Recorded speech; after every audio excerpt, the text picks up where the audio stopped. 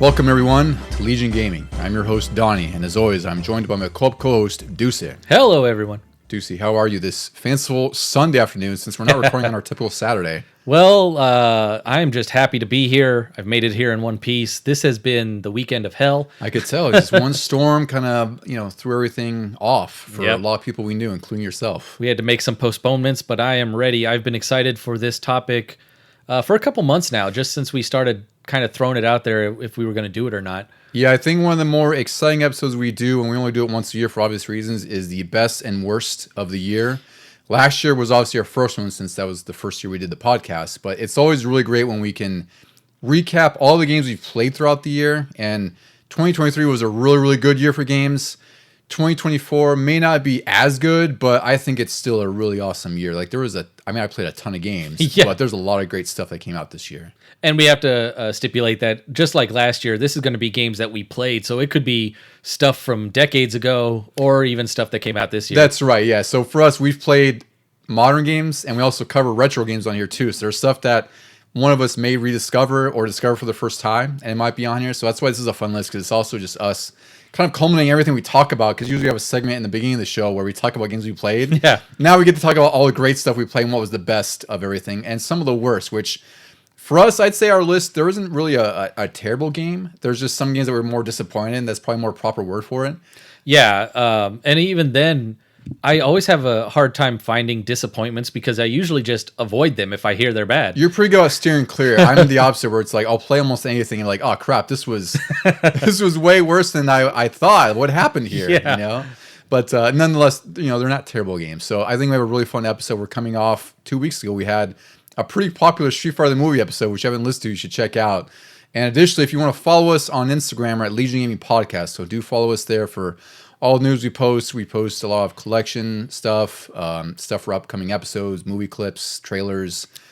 Speaking of trailers, we can jump right into what we saw at the Game Awards, the official Game Awards. Yes. You posted a lot of the trailers on our Instagram. There were some really exciting things this Game Awards. So it's funny to me because I think there's a segment of people who kind of dismiss the Game Awards, which, you're free. I dismiss the Oscars all the same. It's all just an award show, but you watch it because there's a lot of fun to be had there. I dismiss the actual award giving. Yeah. And I like to watch for the trailers. All the announcements. Yeah. Because they usually have a lot of great news. And this year, holy crap, Deucy, there's some stuff that I nearly crap my pants, actually, at some of the announcements. Yeah, this one was probably the most surprising I've seen in a lot of different game announcements that we've had the past year, even the past couple of years.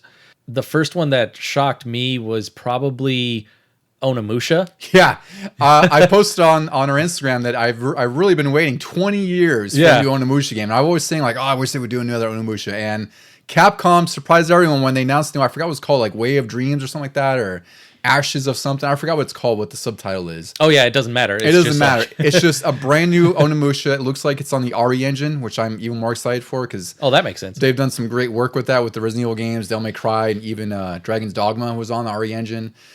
So I'm excited as hell for Onimusha. That may be one of the biggest titles that they announced there, because I almost, like I said, I was like, what? I was watching the award show, but I was watching a reaction to it, like we like triple jump watching things, and they were reacting to it and they didn't know what was going on, and I was like, I recognized those red little spirit things, and then the little blue crystal showed up, and then it said from Capcom, and I was like, ooh.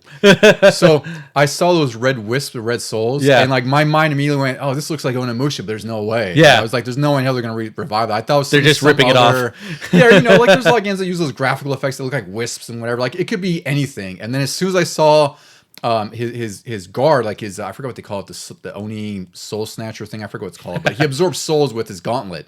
And I was like, oh shit, like it's Onimusha. So I was really excited about that. And then in addition to that, there was also a new Okami coming out, which maybe even more shocking, because beyond that, Hideki Kamiya, who has a lot of history with Capcom and used to work for Clover Studio and everything, and he was previously at Tango Gameworks with Hi-Fi Rush, but he left there because, for one, they basically got shut down thanks to Microsoft, unfortunately, and bought by another company. But he felt like his sort of creative freedom was being stymied there. So he ended up forming a new studio called, I think it's called Clovers, plural, because that's what their old company name was. So it's almost like a sequel to that. And he's back with Capcom, and they're making new Okami. So that's another thing that was really exciting to me there. I mean, has the Okami rights traveled with him, or have they always been at Capcom? They've always been with Capcom, but I saw a headline. I didn't read much into it, but Capcom has said that they're interested in reviving some old stagnant series, which hopefully means Mega Man's coming, because that's a stagnant series. Yeah, or Mega Man X. Something like any Mega Man, really. So Okami and Onimusha are pretty deep in the bag of Capcom tricks that we haven't seen in a while. So I'm excited that if they revived Onimusha and Okami, I feel like anything is on the table at this point. I think a lot of companies are finally getting back to that. Like Konami just put out the Silent Hill 2 remake. And then another one at the awards show that was announced was Virtua Fighter. Oh, I can't wait for that one either. So Sega's digging back into their old bag of tricks too. Yeah, Virtua Fighter is, for one, that's mind-blowing to me that it's a 30-year-old series now. Like, it's kind of incredible that 3D fighting game started in 1994. Mm-hmm. And they haven't made they released a Virtua Fighter 5 update, I don't know, in the last couple of years on PS Plus. It was a freebie on PS Plus, and I think it's only $15, but it's basically just another arcade iteration of Virtua Fighter 5, which originally came out in 2006. So this hasn't seen a brand new numbered series in 18 years. So about half of the game's series existence, it hasn't made a game.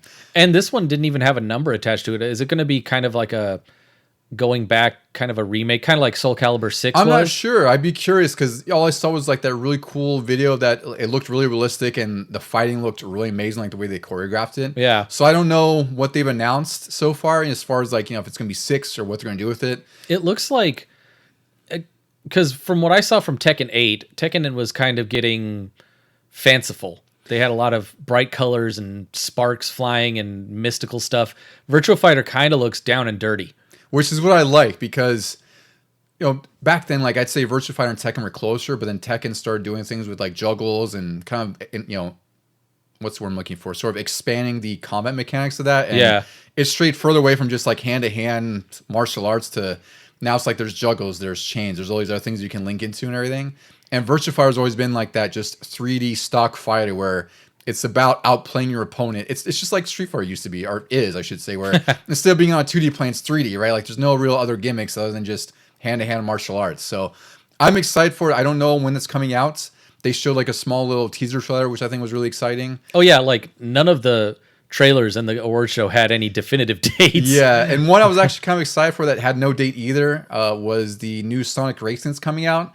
Oh, I didn't even see that one. It was a really quick teaser. I swear it must have been like 10 seconds long, but it just showed Shadow in a car. It looks like they're alluding to it transforming again, which is one of my favorite things that they ripped out of Team Sonic Racing, which is why I didn't like it as much. So I hope that is closer to Sonic and All-Stars Racing Transform, because that is like, down to me is one of the best kart racers ever next to like Mario Kart 8. Like, he doesn't get much better than that. Like, that is the Sega equivalent of Mario Kart. We played that recently, when the guys were here and everything, but for some reason I couldn't get to it as much. It was fun, but the transformations were sort of abrupt, and as soon as I finally got the hang of like a car or got the hang of the boat controls, all of a sudden you changed and I'm like, crap. Well, the thing is there's definitely a learning curve to that game, and also the single player in there is, despite how much I love the game, is a real annoyance, because you eventually hit a wall where you have to go through like hard and expert races. Oh yeah. And the AI is just relentless, and like you have no room for error when you're racing. So there is a learning curve, which I think puts it apart from Mario Kart, because Mario Kart you can just jump in right away and get used to it, They should take a bit of a page from that and have the transitions still, but have the vehicles all control a little more similarly. Yeah. Like when Mario Kart goes underwater or starts to fly, you don't have to relearn something. It's still like you're driving the cart, but you're just in the air or in the water. Mm-hmm. But like with these, it's definitely different. They do feel like 3 distinct vehicles, yeah, which I think is great, but like I said, it's definitely something you have to get used to. It's not something you can just jump in and be like, oh, okay, cool, I can race just fine. And like that was fun on Diddy Kong Racing when you had the 3 different vehicles, but you didn't change on the fly. Yeah, you knew what you were getting into. Yeah. What else was there at the Game Awards that we could talk about? Oh, Intergalactic. That's the new. I am looking forward to that. Naughty Dog. I'm very excited for that. It looks like Neil Druckmann, he's with Naughty Dog. They said that he said that was heavily inspired by Akira, which you could see, like the old anime movie. That's one of my favorite animes of the few animes I like. But it's like this. It's from the Uncharted developers. Last of Us is their brand new IP that they've been working on. It looks like it takes place in space. It looks heavily inspired by like Alien. Like even the main character kind of looks like Ripley a bit. Oh yeah, I got a little bit of a hint of Guardians of the Galaxy as well, because it's like it's going to be retro futuristic. It looks like sort of from the 90s or 2000s, but also you're in space now. And I'm down for that. Like if they have like classic, I put that in air quotes, classic music from like our age, but you're playing it in the future as like the golden oldies and stuff. And then you're going around, there's like this giant laser sword that the person has, or laser chainsaw sword or something. They showed a lot at once, and it's hard to really digest. Like I probably should go watch the trailer again. I was just watching, like, wow, there's every other second there's something cool happening. Yeah. You know? So I'm definitely excited for that. And you know, it's probably gonna be really, really good because, you know, whatever feedback or however critical you might be of like Last of Us getting remastered, blah, blah, Uncharted being remastered, blah, blah. The games at their core are freaking phenomenal games. Like they're still some of the best games you'll play on any console. So I'm excited for Naughty Dog. They rarely miss, and I have a feeling this is going to be just as good whenever it comes out. I think it's next year as well. Yeah. Yeah. A lot of people were sort of like hemming and hawing about it because it was a brand new thing, but Naughty Dog has kind of shot themselves in the foot with all these remasters coming out. Like Last of Us 1 and 2 did not need remasters this close to their original thing. But like you said, they never miss when they're telling a story, whether it's new or old. Like I am looking forward to seeing what that story is and how it plays out. Another one where I'm looking forward to the story is Outer Worlds 2. I was shocked that it was getting a sequel because I know that game it wasn't everyone's favorite, and I think people are too hard on it because they're just idiots, like most people who are just vocal on the internet. But I'm glad it's getting a sequel. That just means it was successful enough to get one, because I actually liked the theme and the humor of the game, and although I never finished it, I thought it was a really solid game for what I got to play. Yeah, I mean, our avid listeners probably know it took me a while to get through that. It was on my what am I playing for like 4 or 5 episodes in a row. But I really enjoyed just the overall atmosphere of it. It was sort of like a more dumbed down version of Fallout, New Vegas, and other stuff by Obsidian. And I'm just looking forward to it because this trailer starts off right away with like an announcer, or what do you call that?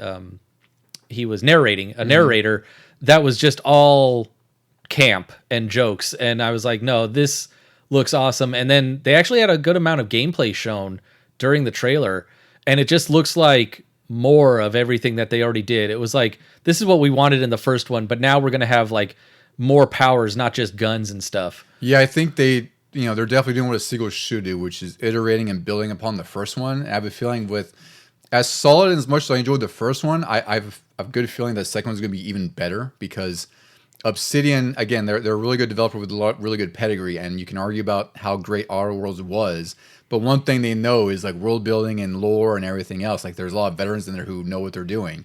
So I think it's going to be really great. I'm looking forward to that one too.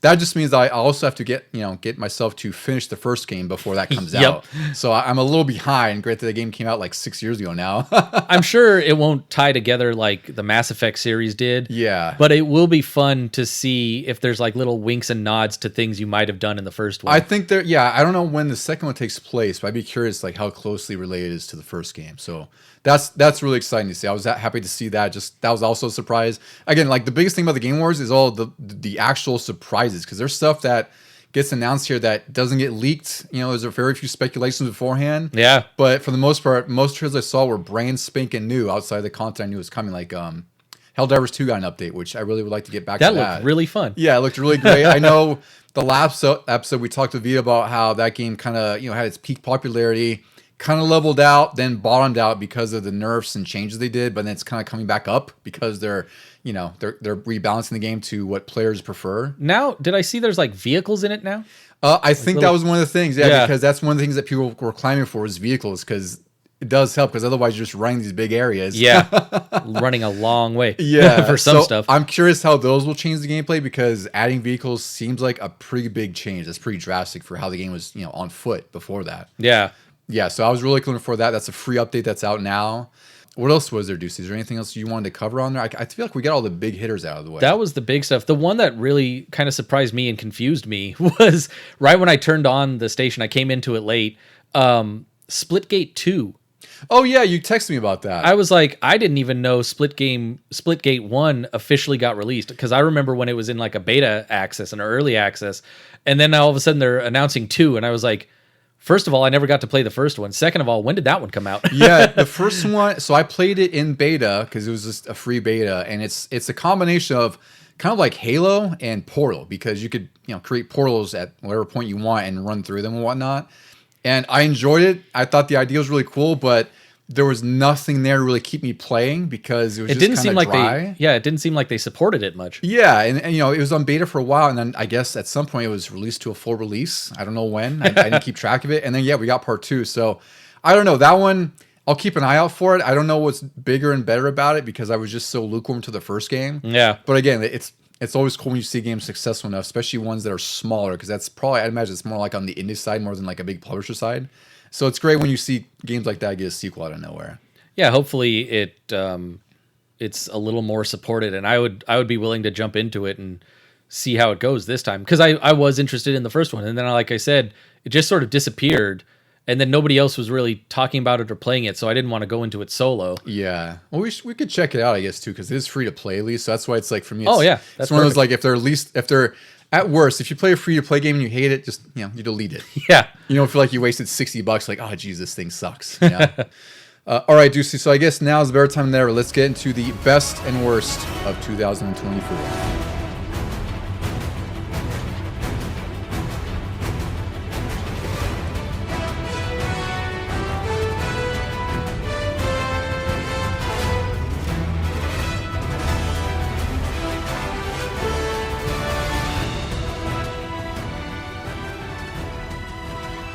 All right, Deucy. We are here. It's shockingly the end of another year. We're about midway through December as we're recording, and in a few short weeks we'll be in 2025. And I feel like I said exactly that when we recorded this last year, going into 2024. And last year, this episode, or this type of episode, we did like earlier. We did it in November. Yeah, we did. We did it before some games released. I think the cutoff last year was we had Super Mario RPG come out right before we recorded. And like the day before. Yeah. which happens with one of the games on my list, actually. So it's kind of funny. It's almost like an annual tradition at this point. Actually, I should have put that in one of my honorable mentions. I didn't, but like Mario RPG. Oh, you did play that. Since the last recording of a best of, I really liked that. Yeah, it was fantastic. That one did make my list last year. I think I just slipped it in because I was like, I know I loved it that much. And I finished a few weeks later. Yeah. So how we're breaking this up, we're going to start with some of our disappointments and some of our most hated games, which, again, for us, we're pretty lenient. We don't really hate most games. We include one thing on here that we do hate. That's part of gaming. Yeah. But not the games themselves. In fact, I think all of my games on here, I don't hate. They're just not great. Yeah. And then disappointed. And then the other thing that's not a physical game, I do hate. Exactly, yeah. So I think we balanced it out. And then we'll get into some of our honorable mentions because not everything will make our list. And then we'll get into our top 10 of the year, which I think is a pretty fun list for both of us because it's mostly different, which is really interesting. But that all shows that how many different games we played throughout the year. As far as lists go, this is our most diverse. I would say so, yeah. And we also have a guest list that we'll read right before we get into our top 3. We have our friend Vito who sent us a list, his top 10 for the year. So we'll read that off as well. But Deucy, kick us off with I guess we'll get off with the most hated thing of gaming in 2024 for you. Okay, so this is the thing I hated. And, I've heard about it happening before, and it never really happened to me until just a couple weeks ago. But the always online gaming. Mm-hmm. What the hell? Jesus. So this was a couple weeks ago. I was home, and for some reason, the internet just went out. I think it was a provider thing. It wasn't our modem or anything.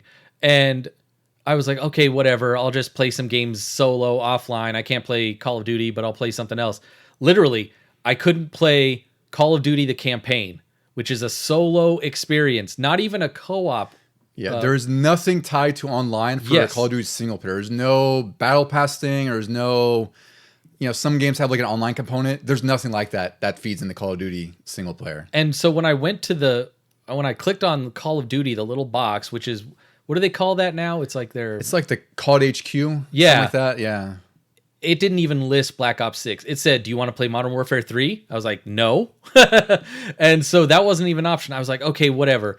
On Game Pass recently, EA Sports brought out WRC, which is a World Rally Championship, and it's done by Codemasters. So I was like, oh, this is going to be pretty badass, because they did the Dirt series before, and then EA bought them, and now they're doing this.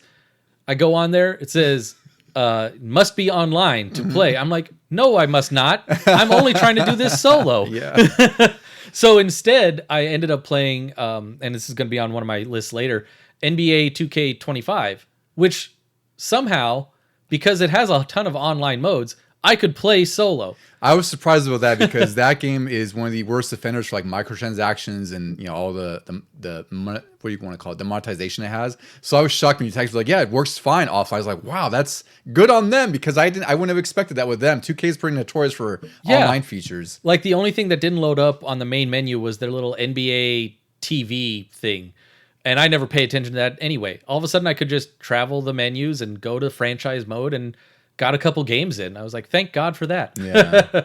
Yeah. My sort of grievance for the year is the grievance I have with any company in any industry. It's the massive layoffs that have resonated across the gaming industry as a whole, from virtually every publisher, every company. They've laid off something, because typically what happens is publishers want to go after some gem to get high conversion or make the most money. And what happens, they have these insanely overbloated budgets. The game fails miserably. And it's not the decision holders who are on the chopping block, it's everyone below them. I read some statistic earlier this week, I should say, that around 16 to 20,000 developers have lost their jobs just in 2024 alone, which is a disgusting statistic when we have some, like Ubisoft CEOs making like tens of millions of dollars a year. And at worst, it's like you're doing this right before Christmas, right before the holidays. And it's really unfortunate when you see games that really should be thriving, and instead the people who make these games are just tossed to the side like anything else. So this year's been especially bad for layoffs. I think what's really crappy when you look at it, when you really look at it under a microscope, is that the games, like you said, are over budgeted, and then they just look bad or they play bad. And it's because of those top decision makers telling the developers, no, we want this, we want that. And the developers are going, we don't want to make that like that, because look at the rest of the industry. Like, people didn't play game A. What makes you think they're going to play our game now because of that? And all of a sudden they're like, well, you did poorly, so goodbye. Yeah. Or it's like there's some instances, like there's some games on our list we'll talk about. Like, I'll point one out, like Prince of Persia, where that game is one of the best Metroidvanias that came out this year, and it's one of the better Metroidvanias you'll play. It sold about 1 million copies. That wasn't enough for Ubisoft. They laid off the entire company. And to me, that's just absolutely disgusting that they can make such a well-crafted game, and their payment is, it's just, you lose your job. Sorry, like, it wasn't successful enough because it didn't meet these metrics we made up. Yeah. Right? Like, I mean, at the same time, like, I know Prince of Persia had its own faults, but it's just like, who's really making the decisions here? It's like, it's not the developers. They made an incredible game, and instead, some decision makers decided that it wasn't financially viable or wasn't successful, so we're just going to lay everyone off, cut our losses, write a tax write-off, whatever the case is. So that's my soapbox moment for 2024, because that's stuff that anytime I read it, it just honestly just pisses me off so bad that, and it's just so normal now. It's not even based on performances solely. Like, other things are happening where Microsoft eats up another big company, and now you have like duplicates at the positions. And so obviously somebody's got to get laid off, because we don't need 2 of this or 2 of that. Yeah. And that's another thing that's happening, is not just, it's like Pac-Man eating other Pac-Man. It's the consolidation of the gaming industry is what it is, right? And it's like, we have like Microsoft CEO, the guy who's well above like Phil Spencer and all that. He's making $50 million a year. Yeah. Like, he just got a raise to that. $50 million a year. No one person should be making $50 million. I don't even know how to think about $1 million. Let alone make that 50 a year. And then these guys who are making these games are, have the unfortunate, I guess, fortune here of working at a company that was absorbed by Microsoft or another company, and their reward there is, well, sorry that you put in all this hard work. We don't need you. We're just laying you off. And then Phil Spencer get a raise or something, And then they wonder why these CEOs are getting capped in the streets. Yeah. Sorry, we won't talk about that here. Wink, wink, nudge, nudge. Yeah. So yeah, that's our worst of the year, really. The rest Yep. are the disappointing games. So Deucey, go ahead with your first disappointment. My first disappointment, I did talk about when I was playing it and when I finished it, is Close to the Sun. And I almost forgot about it because it was kind of forgettable. And it was way back in like February, I think I finished it. But then it dawned on me, I was like, oh yeah, I was disappointed in that ending. Everything else should have been good for me. Like it was just a little walking sim where you discover the lore of the world that they were building. But then it just felt so rushed, and they did not capitalize on a time travel aspect, which is like, that's like easy to do in any game. Like that's the main thing these days is multiverses and time travel. Like how did you fumble? Maybe it's one of those things where they feel like they had to be intentionally different, and it just kind of end up shooting themselves in the foot. Because I know some storytellers do that where it could go the typical way, but they'll try to kind of break the mold, and it just kind of breaks the mold in a bad way. Yeah. Like you accidentally drop something, like, oops. You know? I think, yeah, they just dropped the mold and lost it. Yeah. All right, so for one on my list, Dragon's Dogma 2. This came out in March 2024, somewhere around there. And I was pretty excited about this. I hadn't played too much of the first game, but it was a Capcom game. It's sort of like, what's the word like for it? It's sort of like Monster Hunter in a certain way, but it's its own, single-player RPG. And you have pawns that help you. They're basically like your companions. You can assign them, tasks and AI tasks and whatnot. But I played this and like I could not get into it. Like I tried and like the story was just, I couldn't even tell what the story was. I got like 5 hours into it and it was just so boring. There was nothing for the story that hooked me into it. The combat was kind of fine. Like, a lot of people loved it, but I got kind of annoyed with it because there's like stamina and there's these other things where it just feels kind of clunky. Like I'm not in fully control of things. And on top of that, it's like a massive RPG. You can only save at certain points, which people have made mods to save anywhere. Oh, yeah. And I guess they also patched it to make it easier to save. But it's like, I don't want to deal with this where it's like one death, because it's also a bit of a Souls-like, where one death will put me back further wherever it was, but I should have paid for a save point. So I was really disappointed with this game. I was not a big fan. I know people kind of like it, but this was definitely a miss for me for as excited as I was. I didn't even want to try it because I had heard Dragon's Dogma 1 was similar. And I thought, doesn't sound like they've changed much. Yeah, they made it bigger, and it's definitely a little bit better than the first game. But to me, it's just, you can have great combat mechanics and everything else, but if there's no story to make me care or explore, then I'm just bored as hell. You know, like I dropped. That's what happens. Like, unfortunately, I paid for this. I wish I could have rented it, but unfortunately, I got past the Steam refund policy, so now I'm stuck with it. Maybe someday we'll go back to it, but I was definitely disappointed with this one. I guess now you could try maybe with the patches. Yeah, like maybe it's better now with the updates, but when I played, I was like, I'm just not into this at all. Yeah. Your next one, Deucey. My next one is kind of, I don't know. It was hard to place. I didn't want to put it as an honorable mention, but it also wasn't a huge disappointment because I avoided things. It's Modern Warfare 3. I guess I'm most disappointed in that the end of Modern Warfare 2's campaign was like kind of a cliffhanger and setting up for this big story where Modern Warfare 2019 and then Modern Warfare 2 are a retelling of the original trilogy of Modern Warfares back in the early or late 2000s.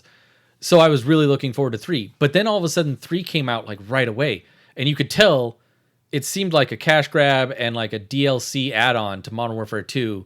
And the campaign was just total garbage. Like they tossed it aside because they wanted you to do the multiplayer in Warzone, which that was, like I said, the biggest disappointment because I didn't play this all year. I think we jumped in finally at around season 5. I did enjoy the multiplayer then, but I never really got back into Warzone and I never did the campaign, even whatever weird thing they did with it. I didn't even want to try. So I have no idea how that story ended. And yeah, it just sucks. Yeah, I didn't bother with the single player Modern Warfare 3 at all either because I had heard it was just like Warzone but single player, which Warzone's fun when it's Warzone, but you don't want that for like your single player story driven game, Yeah. And also, I probably would have put Warzone on my disappointments list, but I just didn't really want to talk about it. But it is kind of crap now, like with all the changes they did. So I'd say it's fair, like maybe Modern Warfare 3, and we'll tie it with Warzone for disappointments because my friends and I, we've completely stopped playing Warzone because it's just not fun anymore. It's at the point where I think I was talking about the last episode too, where you barely land and you get shot out of the air or something stupid. So we're just like, all right, this is about the point where we have to wait for them to fix it or we just don't go back to it kind of thing. Well, I don't know how it could be fixed because the main thing that's happening to it is the new Omni movement from Black Ops. Yeah, and the guns too. I don't know what they did with the guns, but it just nothing feels good, which sucks because this game was really fun even when it was not fun. Yeah. Right? Like, you know, like those moments where it's like you're just dying over and over. But now it's just like, all right, this is just annoying. It's done. I guess even with the Omni movement though, we do have to jump back in when Verdansk comes Oh, of course. Back. That's what's gonna hook us in no matter what. Yeah. Whether we're playing it now or not, when Verdansk comes back, we're definitely gonna try that out. Yeah. All right, so next on my list is Senua's Saga Hellblade 2. Oh, yeah. So I really, really love the first Hellblade game. It was by Ninja Theory, who they make these really well-realized games that people just don't really gravitate to. Like they did Enslaved Journey of the West, which was really good. They did DMC, the Devil May Cry reboot, which a lot of people hated, but it's actually a really fun game once you get past Dante's redesign. Yeah.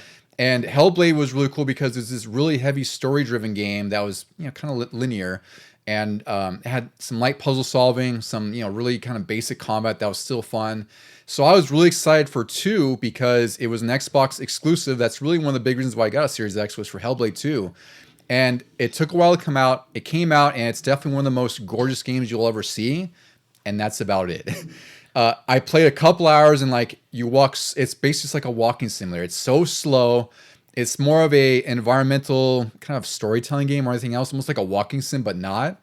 And I just couldn't get into it. I was just like, God, I was looking so forward to this. And like the story just can't quite hook me. I'm not a fan of the pace of the game, like just trudging through a line because you also can't explore much. Like you're almost like on rails in some sections. Yeah. So I was really disappointed. It sucks because I wanted to love this game and nothing could hook me into it. This is like the epitome of our disappointment list is when it's single-handedly selling you on a system and then it falls. And it just fails. And like I'd like to finish it. I don't know if I will because it's only like 5 or 6 hours, I think. 5 to 7 hours. It's not terribly long, but it's just a slog. A slog. When I played, I was like, oh God, like I'm going to be trudging through like this. Like I can't deal with this right now. Next one on your list, Deucy. Another disappointment that I didn't even realize or maybe remember was Turok 2. We had to play the trilogy for our episode recently, and man, that one fell short for me. Like I do enjoy the weapons, but because that's what Turok is known for. Oh, by the way, that was another surprise. Oh, that's right, Turok Origins. Yeah, there's a new Turok coming. How can we forget? After we were just talking about in that episode, I was talking about how, God, I wish we'd make a new one. And then our friend of the show, Doyle, texted me the trailer for that, or he sent me the trailer on Instagram. I was like, yeah, we just saw this, and it's funny because we were just talking about how we wanted a new one. Yeah. So I'm excited for Turok Origins. I don't know. I hope they won't mess it up, but it looks freaking cool from what they showed. When they weren't saying what it was at first, but I was like, there's a dinosaur, and here comes this like laser arrow. Yeah. This is going to be awesome. I thought it was going to be Ark Survival 2 or something like that. Oh, maybe, yeah. But I was very surprised it was Turok. I was like, really excited. Turok, be Turok, yay! Yeah. So we will that into existence. But when it comes to Turok 2, boo. Yeah. I do enjoy the first one. I'm almost done with that one. I have like one more key to get before I get to the final boss. And Turok 3 I want to sit down and finish because that was a surprise of the year. But this one, man, they fumbled. They did. I agree. We talked about it pretty well at length in our Turok episode, which you should go listen to. I think it was episode 47, something like that. It's pretty recent.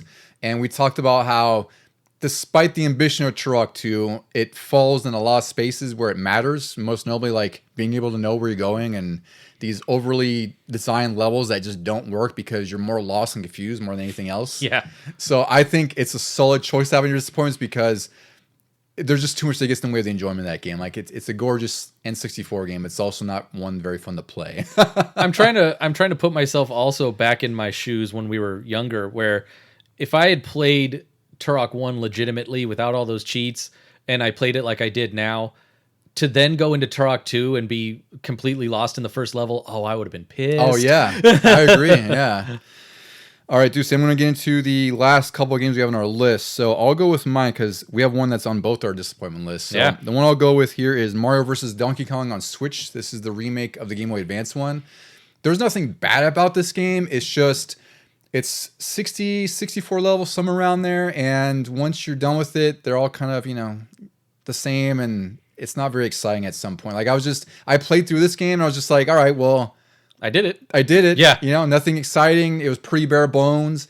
I just felt like, I don't know what I expected from this one, but I was hoping I would have a little bit more fun with it, because at the end it's like the puzzles went from very easy to just kind of complex. Yeah. And there's nothing really dynamic about it. Like once you have a set solution, then you just go for that, and it is what it is. And I think you said it right there. It was only complex. It didn't get hard, but there was just more to do in the later levels. But I was tired by then. You're kind of going through the motions. I was just like, okay, I know what I have to do, but I don't want to sit there and wait for it to happen. Exactly. Yeah. So it's not a bad game. It's just, this is one of the games that really should have been like a budget release, like $20 or $30, but it launched at $50, which I think is a little too much for what it is. Well, I didn't even realize when I first got it that it was just a remake of the original. Yeah. Which I think it didn't make my list of disappointments or honorable mentions, because it was just sort of there. And I had owned and played the original on Game Boy Advance, but I never finished it. And then this was a good opportunity for me to finally finish it. But at the same time, it was like, okay, I did it. Like, I could see why it was the first of its genre, because it was just sort of bare bones. And I think they sort of added that second mode where it changes up the way you play the levels a little. Yeah, it does. But after you finish everything. It wasn't enough to make me go through every level again. Yeah, because by then you were just tired of it. Like, Yeah. it's like I said, 64 levels or so, somewhere around there. And that's it. You're just kind of tired of it at the end. Like, I'm sure this hooks some people, but for me, like, I played through it and it was just, whatever, you know. Yeah. it was fun for a playthrough. I doubt I'll ever go through it again, you know. And then the final one we'll both talk about here is Nintendo World Championships, which I know this one we were both very, very excited when it was launched or announced, because it was just basically just a nostalgia bomb for us. Like, they're saying like this World Championship phenomenon that happened in the 80s, we're sort of bringing it back in a new way. There's like 11 games on here with all these challenges that look cool. And for me, once you get past sort of the honeymoon period of how awesome it is, the gimmick kind of wears thin. And for me, I wish there was more of this. There needs to be online play. Like, it really sucks that it's restricted to one player, or you have like, like what do they call it every week that they change the challenges? It's just Nintendo World Championships. Yeah, the championships. So that's the only sort of online connectivity you have here. And in addition to that, there's no leaderboards for any of the challenges. So you're really just beating your own scores, which, you get your own mileage out of that. And then on top of that, the multiplayer for me was kind of weak. Like, the offering was weak. Like, it had these. Well, I kept beating you. So. Well, no, it isn't with that. It's just in terms of options. I don't give a shit about. No, they didn't have a custom. Yeah, that's my thing. Is like, I don't care about being beat. My problem is like, there's these packages of challenges, and that's it. Like, there's no randomized 50. There's no randomized 100. It's like these prepackaged challenges that they had, or you could choose them randomly if you want. But and it do wasn't one at a time. But you couldn't choose individual ones and make your own custom packages. Yeah, so it just felt like this was really bare bones to me. Like, I think this could be really great, and it just feels like they kind of released half of our product to me. And this also wasn't on my disappointments until recently. I was even going to praise it a little, because I did like it, and I enjoyed it a lot longer than you did. But then finally, we're in, I don't know what month we're in when it came out, compared to when it came out, but they haven't changed anything. They've done nothing. They haven't added anything. And then I realized, like, some parts of World Championship were based on points when it came to the competition, and they don't have anything. It's all just it's all time game. trials. Yeah. And then my biggest quirk with it beyond all is they wasted 2 game slots for Ice Climbers and Balloon Fight. Yeah. Like, those are great for their historical significance to Nintendo, but they're not fun to play, like, in any regard. And these bite-sized 10-second challenges, they're just not fun to play. Especially Balloon Fight, because that's like a weird slow-paced game that kind of ramps up. It feels like a worse Joust. Yeah. Oh God, I hate Joust. I played that recently. Exactly. Oh my God. Yeah. But no, Balloon Fight I'm okay with. Ice Climbers sucks. I don't want to play that. I don't care. That was the worst playing by far. Yeah. Of the selection. Yeah. I recently watched this thing where they got teens to play old Nintendo games. And you know how they have their opinions on like old stuff that's old, but they really enjoyed Balloon Fight in multiplayer. Mm-hmm. So I figured, like, if we played that back in the day, not on this World Championships game, it probably would have been fun 2-player. But yeah, this with the time trials and not even getting to do anything online. Like, if you're at home and I'm at home, we can't go on. Like, couch co-op was fun for a little bit, but not it wears thin enough. pretty quickly. Whereas, like, you know, when this was announced, I swore it was gonna be like something we could play together and, like, you know, have fun doing challenges and whatever.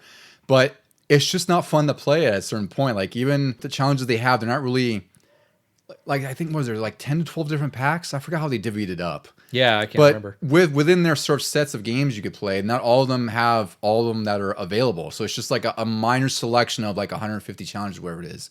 So it just feels like a miss. Like I feel like this game could be really good, and they just kind of didn't focus on some things they should have focused. And it's just really just an offline adventure that really wears thin pretty quickly. I'm still holding out hope that they surprise us, kind of like with that Mario Kart 8 upgrade. Yeah, the booster pack. Yeah, they brought out all these old tracks and characters and stuff.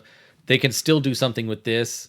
Or, because they call it the NES edition, I'm also hoping that there's going to be like an SNES edition eventually. Or even just add more games. I don't know, just add more challenges, more options. Like they have a good base there. They just need to do more with it. Yeah.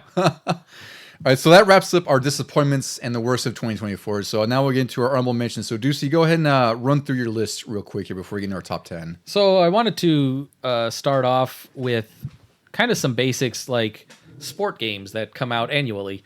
Formula 1 2024 and NBA 2K25. I always usually skip a generation here and there. When it comes to basketball, I haven't played since like 2K20 or something like that. But I really enjoyed getting back into this. I showed you that eras mode. Like you can do franchises by the eras. And then the presentation looks like it's from the 90s or the 80s or something like that. F1 24 is always a good time. I always enjoy Formula 1 racing. I can usually make it a little more of a competition compared to real life Formula 1.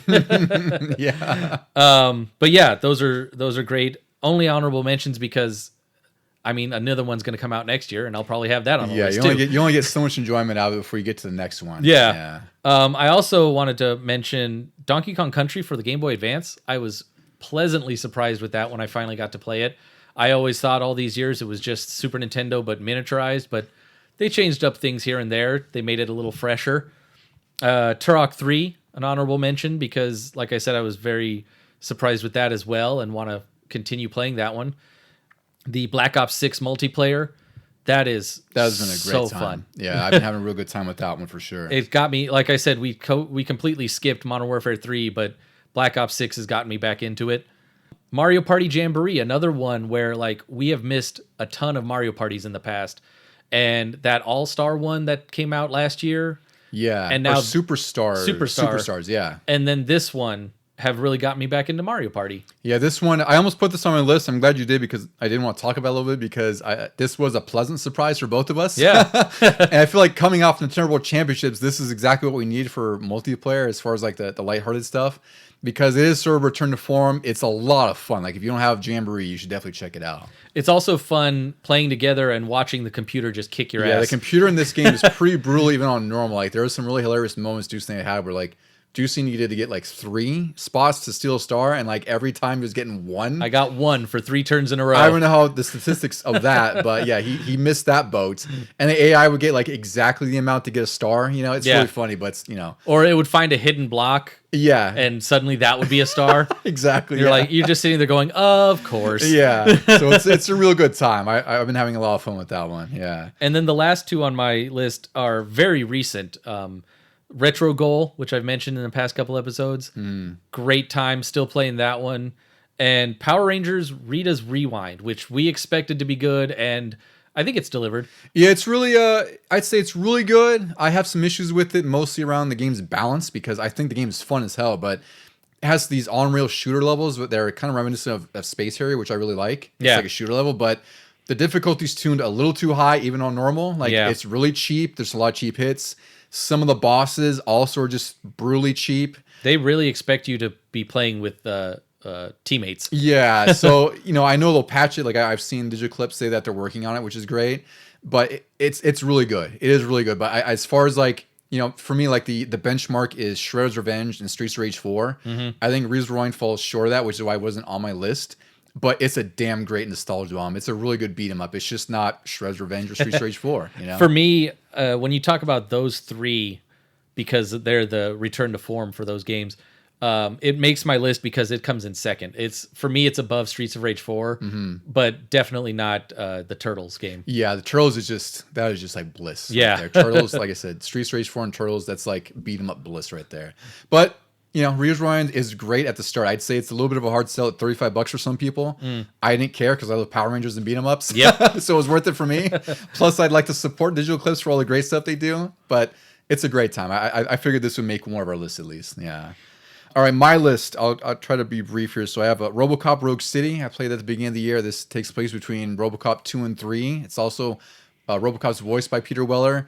This is another sort of B-level game by Teon Games. They made Terminator Resistance, which I really loved, which was also like a lower budget game, but they absolutely nailed the license to a T, which is what they did with RoboCop. I want to play both of these, Terminator and RoboCop. RoboCop's really great. The reason it didn't make my top 10 list is because towards the end, it just becomes a bit of an endurance run. Like there's a lot of enemies at once. You fight a couple Ed 209s, which are just damage sponges and bullet sponges. So it just kind of loses its luster at that point. Wait, they don't have stairs readily available? No, so what I did is actually to cheap them out is I was up above them because they can't go on stairs. Yeah. So I was like shooting them through like railing nonstop while willing health away. It was really stupid. Yeah. But I really enjoyed it. It was a great time for, I love RoboCop, so that's also what helped. If this was any other license, it would have been just a generic shooter that I wouldn't have cared about really. But RoboCop really makes it a great game. I have Gravity Circuit, which is a 2D platformer that's very reminiscent of Mega Man. I played this earlier in the year. I breezed right through it. It has the same format of Mega Man where it's like you go through, you collect a boss's weapon or a chip, and then you have like a boss endurance run at the end. I had a great time with it. It's just, it looks like a 2D Mega Man game, but a little bit of a 16-bit flair to it, Yeah, I played a little bit of it, and it was very, not complicated. What's the word I'm looking for? In depth with the chipsets and stuff like that. You can customize your playstyle with those. Complex, I guess you could say, but it's also pretty difficult. So I don't think I ever beat one of the bosses, but I forgot where you got stuck because you and I were talking about that during the episodes. Like, oh yeah, I beat it right. And you're like, oh, I'm stuck on wherever the hell it was. Yeah, the first boss or something like that. I got to the part where you can choose at least. But yeah, that was a fun time. Yeah, I loved it. It's one I almost forgot about until I went through my list. This also reminds me of another Game Awards trailer that we saw, the new Ninja Gaiden. Oh yeah, how can I forget that? Yeah. That's by Dot Emu, who is the same publisher as Streets of Rage 4 and Turtles, I think. Yeah. So I'm very excited for that. The art looks incredible, and I always love Ninja Gaiden. Because I mentioned that there's all these games coming out, like The Messenger, Gravity Circuit. They're all homages to these old games, and then they were just like, no, why don't we actually go back to one of these old games and bring it out? OGs. Sega's doing the same thing with like Crazy Taxi. I think Shinobi's getting a new one and a few others. So I'm excited. I'm very excited for these old series to come back to life. Next one I put on the list is Mullet Mad Jack. It's a PC first-person roguelike that goes at like a breakneck speed, so it's right up my alley. The idea of the game is like you're going up this skyscraper to kill real billionaires because this is very much in like a dystopic post-apocalyptic future. So everything's kind of like 80s neon, and you're going up this skyscraper, and each chapter of sorts is 10 floors, so you're going up each one, and there's a boss at the end. You kill like this big real billionaire, but the big gimmick of the game is that each floor you have 10 seconds to finish it, which means that you're killing enemies because you get time for doing that. You get time for, throwing them to environmental hazards, stuff like that, combos. You basically have to continually kill or get bonuses to make it to the end of the level because you only have 10 seconds to do so. I love this game because it's just something I could pick up and play. It's like I could literally play it for 10 minutes or an hour and a half, whatever it is, but I love this one. The next one, this is a big RPG that got released this year, and it got some notoriety at the Game Awards for winning a few. It's Metaphor Refantasio. Yeah, didn't it win Best RPG? It won Best RPG, and I don't know if it won Best Soundtrack or something, or Best Narrative, something like that. This is a really cool JRPG by Studio Zero, published by Sega and Atlas. So this is very much like the Persona games, where it's like you have this press turn system where you have to exploit enemies' weaknesses, and you get like an extra turn. The reason I can't get into Persona games is because I like the demon aspect and like this post-apocalyptic demon high schooler gimmick, but then I really hate these social aspects of like high school life where you have to, it's a big part of the game. Yeah. And Metaphor Refantasio is sort of like a medieval version of that, but with less emphasis on the social crap. So it's a lot more streamlined than Persona. The art design and UI just look amazing. Like whoever the graphic designer is just did an amazing job. And it feels like one of those old PS1 Saturn RPGs where you have like these really eclectic character designs and art style that's really defined, but it's still rooted in JRPG, but with like really great enhancements where like, one of the things with old RPGs is like when you get into grinding for XP, you would, get into a battle screen, one shot the enemy and get out. This game simplifies that where it's like, it's sort of like real time in the sense where you can slash around. So weaker enemies get killed instantly. You don't even have to go to a battle screen and do turn-based stuff. Nice. But if you fight like, a level or an enemy who's equal to your level, then you go to like a battle screen and, the turn-based side comes out. So it does stuff like that where it streamlines the gameplay. The reason this didn't get on my list is because other games on my list took up my time, and this is a beefy game. Oh, so I mean, have you gotten very far into it? Or? I've gotten like 10 hours in, and apparently it's like 60 or 80 hours or something crazy. I've been enjoying it though. It can be tough, but it's really interesting.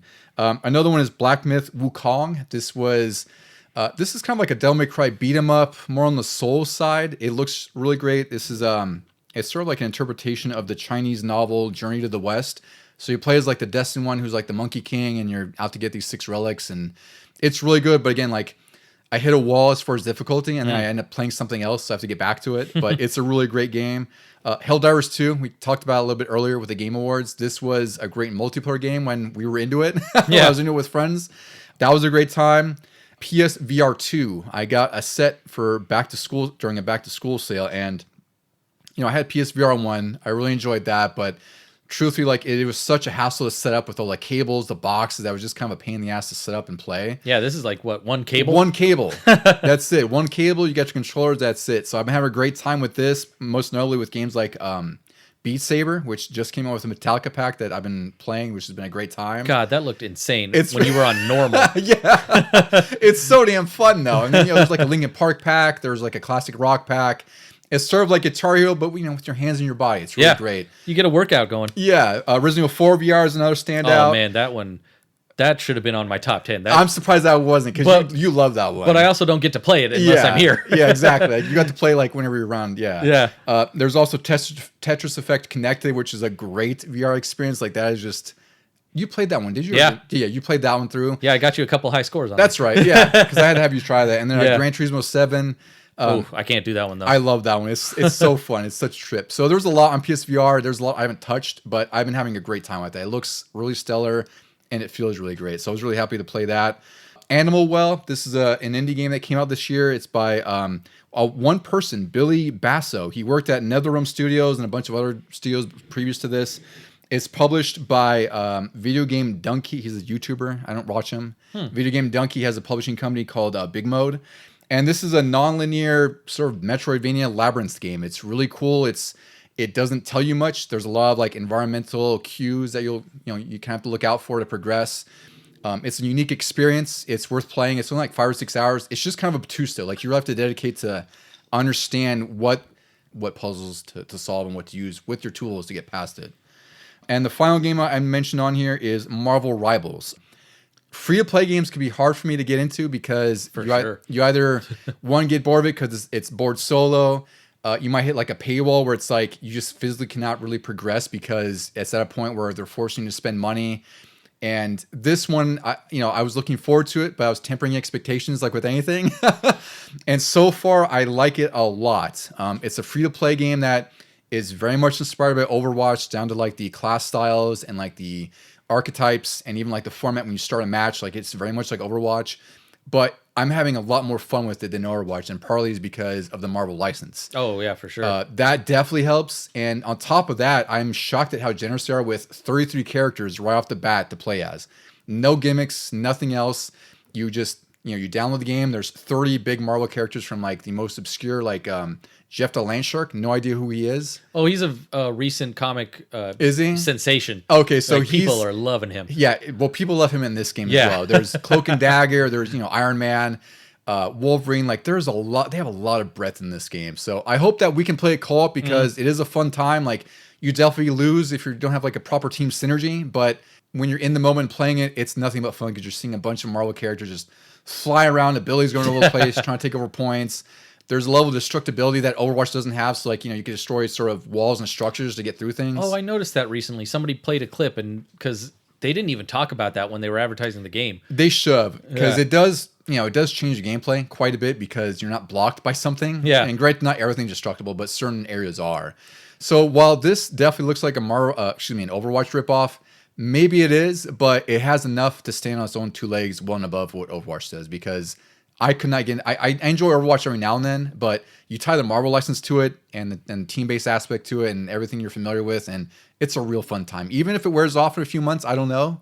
I'm having a great time so far. I hope it surpasses Overwatch. I hope so. Yeah, because this is definitely when they're not so focused on esports, which I think is also the thing because there's no role lock in here, so it's kind of a blessing to curse because everyone could play as whoever they want, but ideally you want like a proper makeup of your team for classes to win. But sometimes you don't need that. I also, like you said, there's like 30 some odd characters and multiple characters are in each class. So you can choose just your favorite Marvel character and hope that they're in the class that's needed and stuff like that. Exactly. Whereas like Overwatch seemed kind of tied to one per class, maybe two. It's very restricted to the role. So Overwatch, I think there's 5v5 now, and it's always like you need like 2 tanks, 1 DPS, and like a healer. A healer, yeah.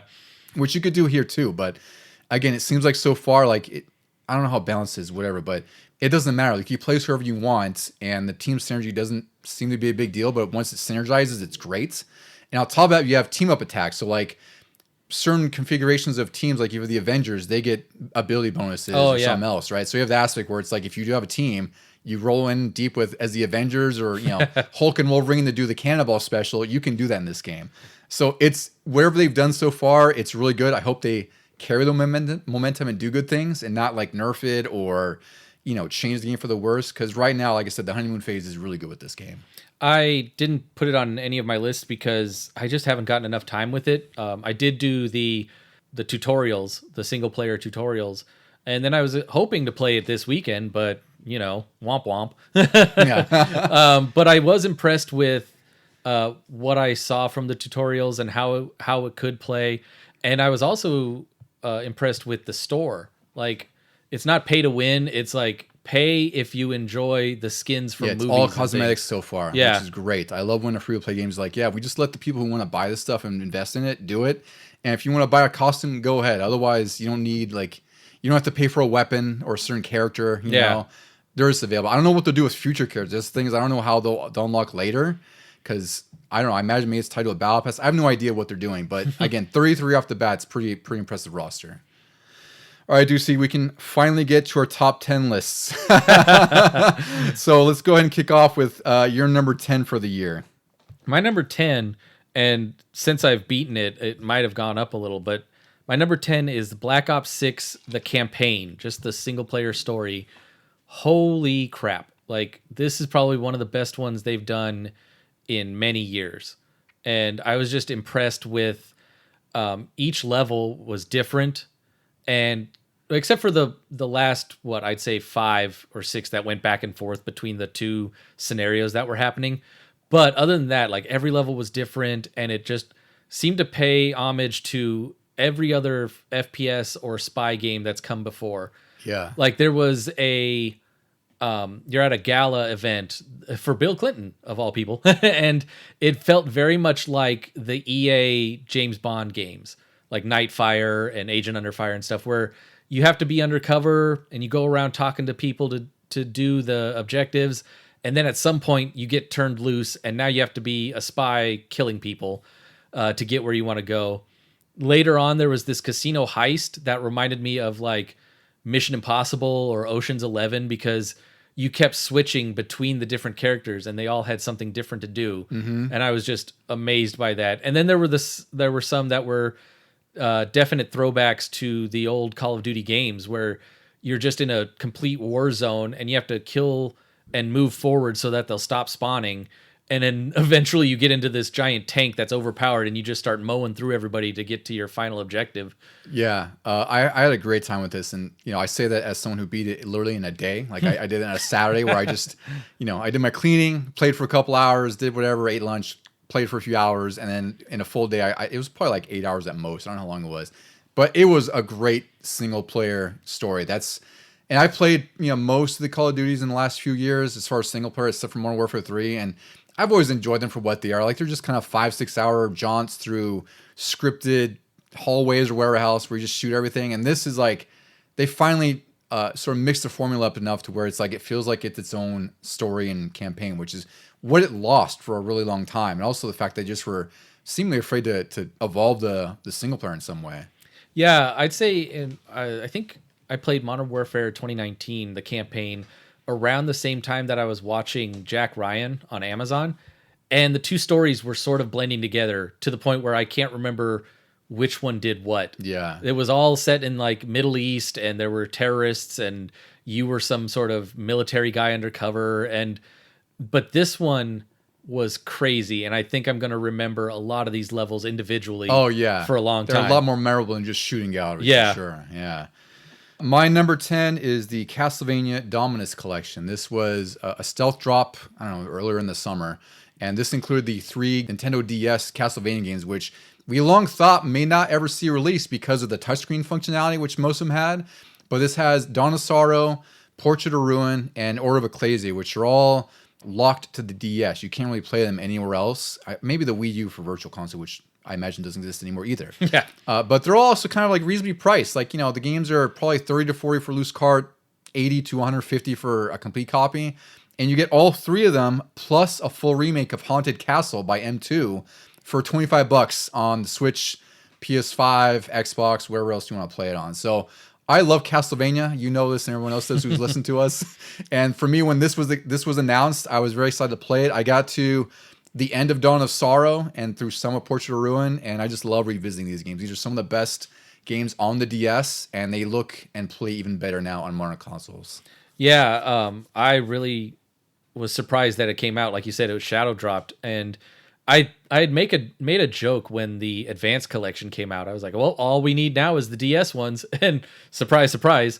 So now I have all 3 collections on my Switch, which I think is like the perfect place for them because I can take them on the go. Mm-hmm. And there's 6 games with those collections, well, plus the Haunted Castle, and however many are in the original collection for the NES and Super NES and stuff. And man, they are all so good. Yeah, and you have the vast majority of the early Castlevania on this, on modern consoles, really, like, except for Symphony of the Night, really. But yeah, pretty much all the big Castlevania games are on any single console at any given time now for like under $75 if you were to get each collection, because you get them on sale, but it's dirt cheap for what they are. It's worthwhile. Yeah. Speaking of Symphony of the Night, I guess I forgot to put it down. Oh, I guess you did, huh? I thought you had it on your list. Maybe it was on your mentions, but yeah.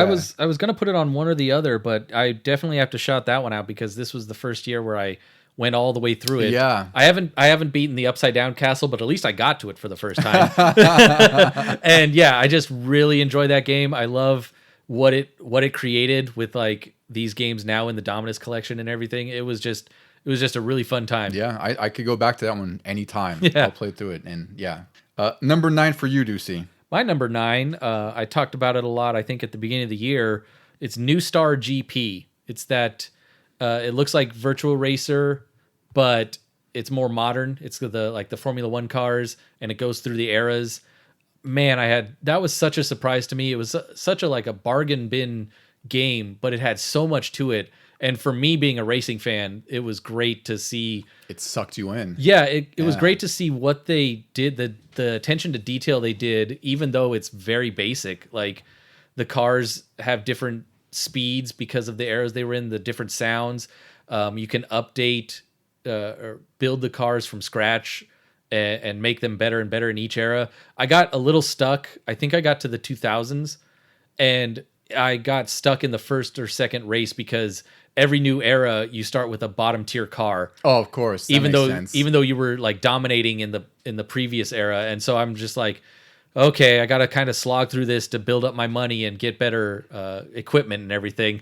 But yeah, no, still a great time. It was one of my favorite racing games ever now. Yeah, I still have to check that one out myself because I remember you telling me about it, and I just have been lapsing on getting it just as like everything else. There's a billion games to play. Yeah.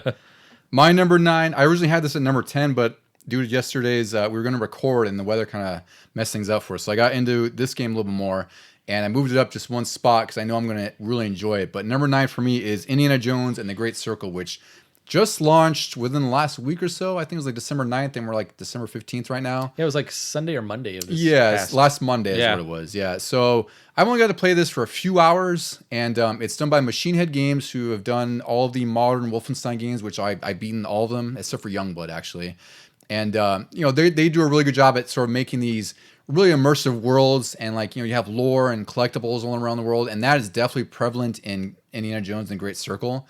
And this game, you can tell like when you play it that it wants you to take its time with it, because you're an archaeologist, you're an explorer, so it's like you're kind of encouraged to explore these nook and crannies, because you might find a new mystery to unfold or a new puzzle to solve, or just like news clippings, or like I'm finding stuff like recipes in Italian, because the first sort of area is in the Vatican, so it's like I'm finding like a recipe for like what was it, like pasta and pepper or something like that. Nice. It's really fun. The story, it starts off like a movie. Machine Head Games has done an excellent job with just sort of making Indy come to life, like with all of his mannerisms. Like even when you're going like in a tomb, like you do this thing, you hold the left trigger where he raises the torch above his head, like he does. Oh yeah. To cast more light, because otherwise it's sitting out in front of you. But if you do the whole handing over his handling it over his head, like you get more light in front of you, and you just want to take your time with every little thing in this game. So I'm diving into it. I probably would have put it higher if I could finish it in time, but given like, I barely slipped this in as it was, I think this is going to be one of the best licensed games ever, from what I've seen so far. And it's definitely probably the best Indiana Jones game ever, which may not be hard to do given its history, but this is definitely one to play. I got it day one because of Game Pass, but still have not gotten to start it yet. Yeah, I wanted to get through time. the Black Ops campaign, because that was really fun. And then I was gonna start it yesterday, or maybe even today, and nope. Nature had other plans. I think when you get into it, like you're gonna enjoy it, because it's really just an amalgamation of like Wolfenstein, Tomb Raider, Uncharted, all bundled into one, and it works really well so far. I've been enjoying the hell out of it already. Your number 8, Deucy. My number 8 took up a ton of time earlier in the year, and I don't regret a second of it. It's the Outer Worlds Spacer's Choice Edition, which was like the remaster of everything for the modern consoles, and plus it included the 2 DLC packs, which were amazing by themselves. And I don't know how much I can say about it, because our listeners will have heard me praise it highly in the early parts of the year. But I figured this would be on your list. I was like, I would be surprised if it wasn't. Yeah, because you really enjoyed the hell out of this game when you were playing it. Like it makes my top 10 because of just the amount of time I put into it. And like I said, I don't regret it. Like, maybe Close to the Sun or something like that. Like it was, for me, it was good start to finish. Yeah. And that's ultimately what matters. I mean, that's the thing. It's like, you can argue about how great a game is, but if you invested 60, 80, 100 hours, probably gonna be pretty good. Yep. My number 8 is Legend of Zelda Echoes of Wisdom. This is a great portable game, as is appropriate for the Switch. And in this game, you play as Zelda, and it's kind of like a twist on Link's Awakening. It looks like that kind of graphical style. But in here, you play as Zelda because Link's been captured by basically the Void in this game. It's sort of like it's like these pockets of darkness that are all over Hyrule. So you have to go in there and clean them out basically. And you're Zelda trying to rescue Link. So it's pretty much the polar opposite of a typical Zelda game where you're Link trying to save Zelda from Ganon in one way or another. Yep. And this game, you don't really have Zelda can't fight like Link does. Like you can turn to his spirit and have like sword attacks, but that drains like a magic meter. The main gimmick of this game, and it's primarily more of a puzzle game more than anything else, is you can learn echoes, which are enemies you slay, or there's like objects in the world you can learn, like crates, pots, trees. You can build on these things. So that might be certain aspects where you need to get up a mountain and you'll start to summon these water cubes that you just stack on top of each other and just swim up the little channel you made and go up there, right? So this game really encourages you to explore the echoes you've learned just by learning across the world, and then use them to solve puzzles or to solve boss fights. And it works really, really well. The only reason I didn't put it higher is because the combat does get a little old by then, because you're either reliant on the summons you have, which hopefully you've been collecting a lot, but those are AI driven, so those enemies can only attack when they're meant to attack. Oh, so it gets kind of annoying when like you have a fast moving boss and you're not every enemy is effective for the boss or the enemy type, right? So you kind of have to deal with that, or you turn to Sword Link, which again drains a meter. So it wasn't a bad thing necessarily. It's just by the end of the game, it was like, all right, this is at the point where if this game was any longer, it probably would lose its luster. But it was just long enough. I played through it, and it was definitely one of the best I played this year. You're number 7, Deucy. We're getting close to the top 5 here. Here we go. 7 was right after I finished Outer Worlds. I jumped into this one because I had it for a while and never started it. But Mafia 1 Definitive Edition. And a few years ago, I played Mafia 3 and just loved that start to finish. and I never played Mafia 1 because I think it was on one of the older. It was on Xbox and maybe PS. I think it was PS2 and Xbox back Yeah, then. So it's old. It's like 23 years old at this point. I hadn't really paid much attention to it because back then it just seemed like a GTA clone, which, come to find out, it kind of is. But it really was. But it is pretty awesome because it's a lot more linear than any of the GTAs, so it's held my attention better. And plus, it's just all about, like the Godfather setting. You're working for one mafia boss, and he's in a family rival feud with another mob boss, and you just go about your business. It's in what is it in? It's before World War II. I think it's in the late 20s, early 30s. Yeah, from what I recall when so I played it. All the vehicles are really slow. Yeah, but like top speed is like 35. Yeah, I didn't mind that. There was this one mission where you're in a race car, but it is kind of janky and it's fun. I actually luckily beat that in the first try. I just really enjoyed the story about everything, and I haven't finished it yet, but I look forward to it. Think I'm pretty close to the end. It's a really solid game. I was telling you when I played it, it was kind of around launch because I got it from GameFly for like $10, and it's worth that for a playthrough. I mean, I know it's on Game Pass and whatnot now, but it's a solid game. Like, it does have its issues for me where, like, we talked about, I think, in an early episode too, where, like if you're in a car chase and you hit like a cardboard box or just any piece of debris, that's it. The acceleration on these old cars mean nothing. So it's like, if you hit a crate or something, that's it, restart, because you're not going to catch up to the person who's already maxing at 45 miles an hour. This one funny story that happened, I might have talked about this on a previous episode, was when you immediately start the mission being chased by the cops. And so I was running away with this guy, and I accidentally take a wrong turn and go down this giant hill, and the car gets wedged between a tree and a rock. Yep. And we're just stuck there, but where we're at, the cops can't get to us or find us. And eventually the cop wanted level just goes away. So me and this other guy get out of the car calmly, walk across the street, get into another car, and then just complete the mission without being chased or anything. I was like... That's one of those fortunate glitches. Yeah, I was like, this is hilarious. Yeah. And it's very anticlimactic, but thank goodness. Yeah, so, it has a few bugs, but again, it's nothing that will really kill your enjoyment. Like, I think the checkpoints and everything are generous enough. Like, I think it's worth a playthrough for sure. Yeah. And it's definitely... And they got a new one come out next year. I think it's a prequel of sorts. Oh, I think I did see that on the Game Awards. Yeah, it's called Mafia something. I don't know what it's called, but it's I believe it's a prequel. And it's set in Italy. I think it's like Mafia the Homeland or something like that. Yeah, the Homeland. Yeah. That'd be great. Yeah. My number 7, Deucy, is Prince of Persia: The Lost Crown. I was looking forward to this when it came out earlier this year because I love Metroidvanias, and this one looked really great. It's one surprisingly long Metroidvania game. It took me about 20 hours to get through, and that's with me doing, I'd say, most of the side stuff. There's still a ton of collectibles I missed, but this is one huge adventure that has really tight controls. The boss fights are really great. I really love the art style of this game, and it is just so freaking fun to play because the world is so vast, it's so massive, and the prince in this one, actually, he's not even the prince. It's a guy named Sargon. He's a young member of the Immortals, and the whole gimmick here is you're supposed to rescue Prince Ghassan. And this game, I didn't know how long it was, so the more I played, I was like, wow, there's more to this game. Wow, there's more to this game. And it was, when I first beat it, I was totally prepared to be like, wow, this is like top 5, top 3 game of the year already. But, I played a ton more, and there's definitely games that beat it out on the list. The reason I didn't place this higher is because the games I placed higher are just that much better for it, which for me kind of tells you how great of a year it was for games for me when this, this is one of my favorites, and this is at number 7. So I hope more people play it. It's become cheaper as time goes on, and unfortunately, like I mentioned earlier in the show, the developer's been shut down thanks to Ubisoft and their garbage, but do not let this game go under your radar. If you love Metroidvanias or any Prince of Persia, really, like you really need to play this. Like, $15-$20, it's more than worth it at that point. Your number 6, Deucy. Number 6 is the one sports game that made it into the top 10. It's a good one, though. Yeah, Top Spin 2K25.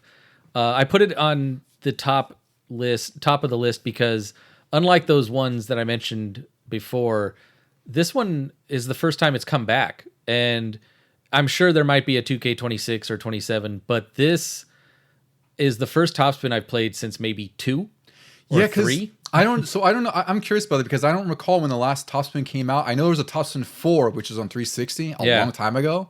And I don't know what came out after that. It feels like the series just fell off because we discovered this series way back on the Xbox when we rented it randomly at like a Blockbuster or something. So it's kind of crazy. Like 20 plus years later, they have 2K25, and yeah, it's freaking fantastic. Yeah, it got me fully back into tennis games on a console, and I just really enjoyed the career mode, which I've tried other tennis games since then, and even like Topspin 3. I don't know if I ever did 4, but like, I don't know, they got a little too much into the sim type of things, and it was really difficult. This sort of is a nice balance, and yeah, it's just fun to pick up and play and win a tournament real quick and put it down for a little while. But yeah, it had to go up this high because it's probably the one sports game that I spent the most time on this year. I think so, because you were hooked on this for a while, whereas I kind of fell off because, again, other games came up. Yeah. But I really enjoyed this because, like you said, it's a game that's easy to learn, but it is kind of hard to master because they did try to include some of the nuances of tennis that, for people like me, like I'm not familiar with, like your positioning when you approach the ball, right? Or like holding the button to where like you sort of like charge it up and let it go at the exact moment to get the most powerful, crisp shot, which also affects the direction you're hitting too, because if you miss that initial charge shot, it actually throws your whole shot off too. Yeah, you could end up just totally whiffing it out of bounds, which, you've seen in real life. Like these top pros miss an easy shot down the line. You're like, how? And then you're like, oh, I see why. Yeah. But it adds a really great level of dynamism to the matches though, because you're both contending with that. Like again, it's really easy to pick up because the controls are pretty straightforward. But if you have both players who are kind of adept at what they're doing, you get some really great matches and volleys going where it's just you guys going back and forth because you're also understanding the flow of the game at the same time. Like seeing where the ball goes, where to center yourself and all that. Like it's a really great first return to form for Topspin, I think. I don't know what came out previous to this, but this is the first tennis game in a long time where even I enjoyed it. And I don't watch sports, I enjoyed the fatigue they added to it too, where like if you get into some really long rallies, your player's going to get tired. And then when you finish the match and before you go into the next one, you're like, oh, my guy is not up to like 100% right now because I played too long in the previous ones. It's really great. Like it does add that level of strategy too, because also if you're playing as a character who has more stamina, you're going to want to outdo the powerhouse and make him tired with his shots. So it's really, really cool. It's one of those tennis games that I think is worth playing. I'm sure it'll be on PS Plus and Game Pass at some point, like most sports games. Yeah. But, I paid full price for it, and I loved every minute I got to play of it. Same here. Yeah. My number 6, Deucy, and this is probably no surprise to anyone because I love fighting games. It's Marvel vs. Capcom Fighting Game Collection Arcade Classics. So we did a whole series of episodes on the Marvel. Basically, we start with like the X-Men games and Marvel games, and then we shifted to the whole era of fighting games. We started with X-Men Children of the Atom, and then Marvel Superheroes, X-Men vs. Street Fighter, etc. And this collection includes all those games plus the Punisher Arcade, which was only available to arcades, or you get a port on the Genesis, which was solid, but it's not the arcade version, right? No, that arcade version is a surprise to me. That was fun as hell. It was a great time. Yeah. It's so freaking good. It's pretty difficult, but it's a really great piece of arcade history in my eyes. And that's also what started the partnership with Capcom and Marvel, was that Punisher arcade game. So this collection has all of the fighting games from the X-Men Versus series, Marvel Superheroes and whatnot. And most importantly for me, they're all online. So this is a game where I can sit there for however long, 10 minutes, 2 hours, 4 hours, and just play through all 6, 7 of the fighting games that they rotate through on matchmaking, and I'll just sit there and play them all. So I was excited for this to come out because, we talked about in the episode, like a lot of these games were lost to time. They weren't really re-released. If they were, they might be delisted. It was really hard to get them. So now Capcom and Marvel, for whatever agreement they had, allowed this to be re-released, and it was easily one of my favorite games of the year because I just love all of these games. Like, I think they're so significant for their place in history on the arcades and consoles. Like, for me, like I go back to just like the Venom sprite we talked about. Like, it looks amazing 30 years later. So for me, this was an easy choice. I love this series of games, and $40-$50 gets you some of the best arcade games you could ever play in your life, and they're all online and they all play really well. Yeah, for some reason I wasn't like super excited when they announced this one, but then I got it and I played it and I was like, no, this was a fun, good time. And even though I think in our episode I mentioned that a lot of them seem very similar because they came out annually. Yeah. It was still fun to go into each one and play them and see maybe just what was different here and there with the speed or the difficulty, that sort of thing. Yeah, and the characters or some of the mechanics introduced or took away. And yeah, it's just a great package for what it is. And I got the physical version, of course, in addition to the digital one, because like once these games delist, they're a nightmare to get. So I'm glad that at least Capcom was smart to make a physical release for this too. So yeah, fantastic choice for me, an easy one on there. All right, Deucy, we were getting into the top 5, which is pretty crazy. So go ahead with your number 5. So these are definitely the ones that like hit me the hardest, and I spent a great deal of time on. And to start it off, number 5 is the Dead Space remake, which I was just playing recently during spooky season.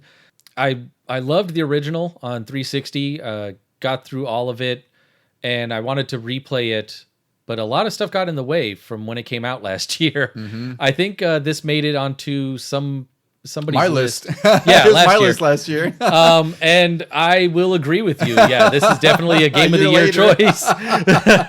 You were right. Yeah. No, I don't know what else there is to say about it. Like, the update in graphics is great. Like I said, this is how I remember the 360 version looking, but it does look amazing now. And yeah, I don't really go for horror games, but sci-fi horror is a genre I can get into. Yeah. This is, EA for a long time got a lot of hate, deservedly so back then, but they really nailed it with this one.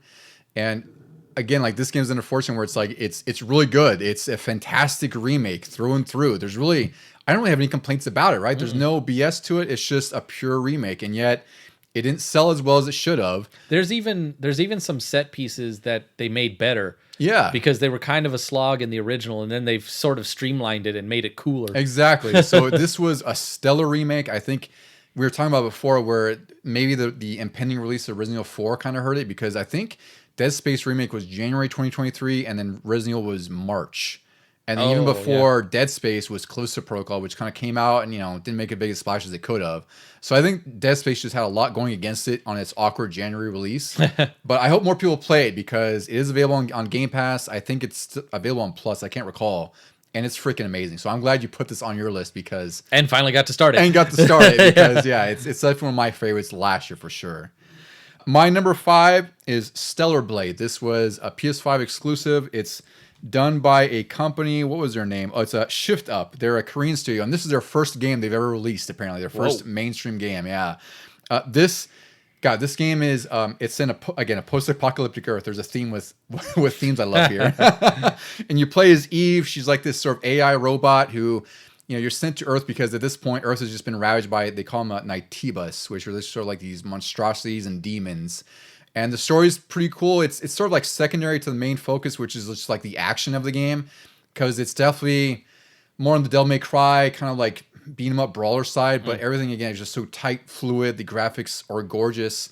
This feels like one of those early 2000s games where it's just focused on being like an action kind of platformer game, and that's it. There's no bells and whistles, no microtransactions, nothing else. It just does what it does, and it excels. And again, this was another game where when I beat it, I was like, God, like, this is one of my favorite games of the year. And then more stuff came out and I had to put it at number 5, which even to me feels like just slightly too low. But again, the top 4 games just were that damn good this year. Yeah, no, I can see why. Yeah, exactly. All right. So with that, Deucy, let's get into your number 4. My number 4 may or may not be a surprise because of what I've talked about in the past, but Detroit Become Human. I was surprised this was on your list. This is way up there. And I think it's just because I couldn't put it down. I knew I was probably going to like it because I enjoyed Heavy Rain. I enjoy this developer. And then when I played it, I was even more surprised at how much I liked it. And yeah, it was like a good book that you finish in a day. I finished it in a week or 2. It's pretty breezy. I mean, it's still like, I think it's like 8 to 12 hours. Yeah. Right. But you're for me, when I played it through like way back, I was enthralled the whole time. I was addicted to it. Yeah. And I mean, I guess the only downside is that I don't know when I'll play it again because I enjoyed creating the story that I did, and that's the story I want to keep in my mind. Yeah, but there's just so many other trees that I could have opened. So you ran the same exact thing I did because I beat it when this came out at launch, which again, this was a PS4 game and it looked amazing back then. This was like 2017-ish. And I finished it. I really enjoyed it. And then I was like, do I want to go through again and see what the other choices were? Then I saw the amount of choices there were. Yeah. I was like, oh my God, I can't do this. Like, there's no way. And now, enough time has passed. Maybe I'd like to go back and revisit it because I know I probably make different choices then. But I really enjoyed this game, so I was very surprised you put this on your list because I actually forgot you had played through this. Oh, yeah. This year. Yeah, it's really worthwhile though. My number 4 is Silent Hill 2. So this one is a remake of the original game that came out in 2002, 2001. Again, Konami, we talked about earlier in the show how it's like a lot of these companies are going back to the previous franchise that they hadn't done anything with. And I was apprehensive about this release because it was by Bloober Team, who they've made I think they made like Outlast, or I forgot what the horror series they were. But they've always been like kind of like middle of the road games, nothing spectacular, maybe buggy, not great. So I was already kind of not sure what to expect with this. And the more they showed, the more excited I got. And once I played it, I was instantly hooked in this game. This is also what took me away from Metaphor Refantasio, which is why I didn't finish, is because I got sucked into this. Yep. So this game expands on everything that made the original game great. The atmosphere is there. It's even worse than before. This game the sounds alone will give you anxiety just walking through areas. Yeah, worse in a good way. It's just unnerving to play. It's just uncomfortable. There's things around each and every corner that you have no idea are going to pop out. They add this extra level of immersion with the DualSense controller where the radio static comes through the controller. So it's like you're hearing the ambient sounds of the game, which already are kind of anxiety inducing. And now you hear this, this loudening static that just tells you that there's an enemy nearby, but you don't know where. So I played through this game all the way through. I loved every moment of it. It is just an unnerving, just anxiety-inducing nightmare, but it is so freaking good. My only nitpick with it, and I don't even know if this is really a bad thing necessarily, is that I felt like it was maybe just a little bit too long. Like it was 18 and a half hours, which is kind of long for me. Like I kind of go through games reasonably quick. Yeah. And for me, 18 and a half hours is a pretty beefy game, and I feel like it could have been shortened just a little bit because I know this is like almost double the original game, which I find ironic when people complain that games are short now. It's like, no, Silent Hill 2 is also 8 to 10 hours. You just forgot about that. Yeah. Now it's actually like 18 to 20, maybe a little bit too long. Didn't you spend about 17 or so on Resident Evil 4? It was 19. Okay. Around 19. Yeah. Yeah. But that felt like it was, that had a pace that supported that, because in Silent Hill, like you're mostly creeping through because you're afraid of everything going around. Yeah. And there's just some sections that, there's a lot of backtracking, right? Because there's puzzles. Whereas with Resident Evil 4, like there's definitely instances of backtracking, but the levels are broken up in such a way that you don't really feel like you're spending 19, 25 hours in it. Whereas Silent Hill, it's like, by then you're like, wow, like this is a pretty long game. It's not a bad thing. It's just maybe a little bit too long. And by the end of Resident Evil 4, you feel like a badass and you're just sort of... You do. And you might be ready for another playthrough already at the end of Resident Evil 4. Yeah. This, I was like, I need to decompress because there's 8 endings. I don't know. I know some of them don't require you to playthroughs or anything, but this is not a game that I can simply go through again immediately after the fact. Like it's a bit of a, not a mental wear, but like, you're just kind of like white knuckling the whole time, This entry reminds me that in the Black Ops 6 campaign, they even have a couple levels sort of similar to this with a horror aspect. Yeah. And one thing that was unnerving for me was the area where a bunch of mannequins start moving around you. Yeah. I was like, no, this does not belong in my military shooter. Well, and in Silent Hill 2, there are enemy types who look like mannequins. Yeah. Who just stand there, right? So yeah, anytime you involve mannequins, I blame this solely on Condemned Criminal Origins. That level with the mannequins in the mall is one of the most unnerving levels in any game, just for that fact, because they're mannequins, they're not moving. Yeah. And then you look again and something's moved. And because you're in first person, you turn your head, but you can still hear the walking. Yeah. It's a fantastic effect, but yeah, Condemned has ruined mannequins in any game for me for the rest of my life. And Silent Hill 2 is like, mannequins, how they're around every single corner and they don't make noise. Don't take me to a Macy's, I'm going to get triggered. Exactly. Yeah. So yeah, Silent Hill 2, there was no other choice for me but 4.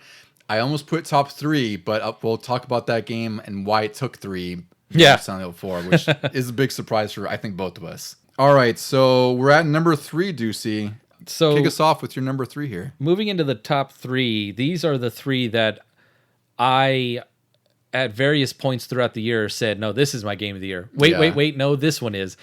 So these were all the biggest contenders, and my number 3 is Ghost of Tsushima. Oh, fantastic oh my game. God, I kick myself for waiting so long to play it. But yeah, it's just a beautiful looking game, fun.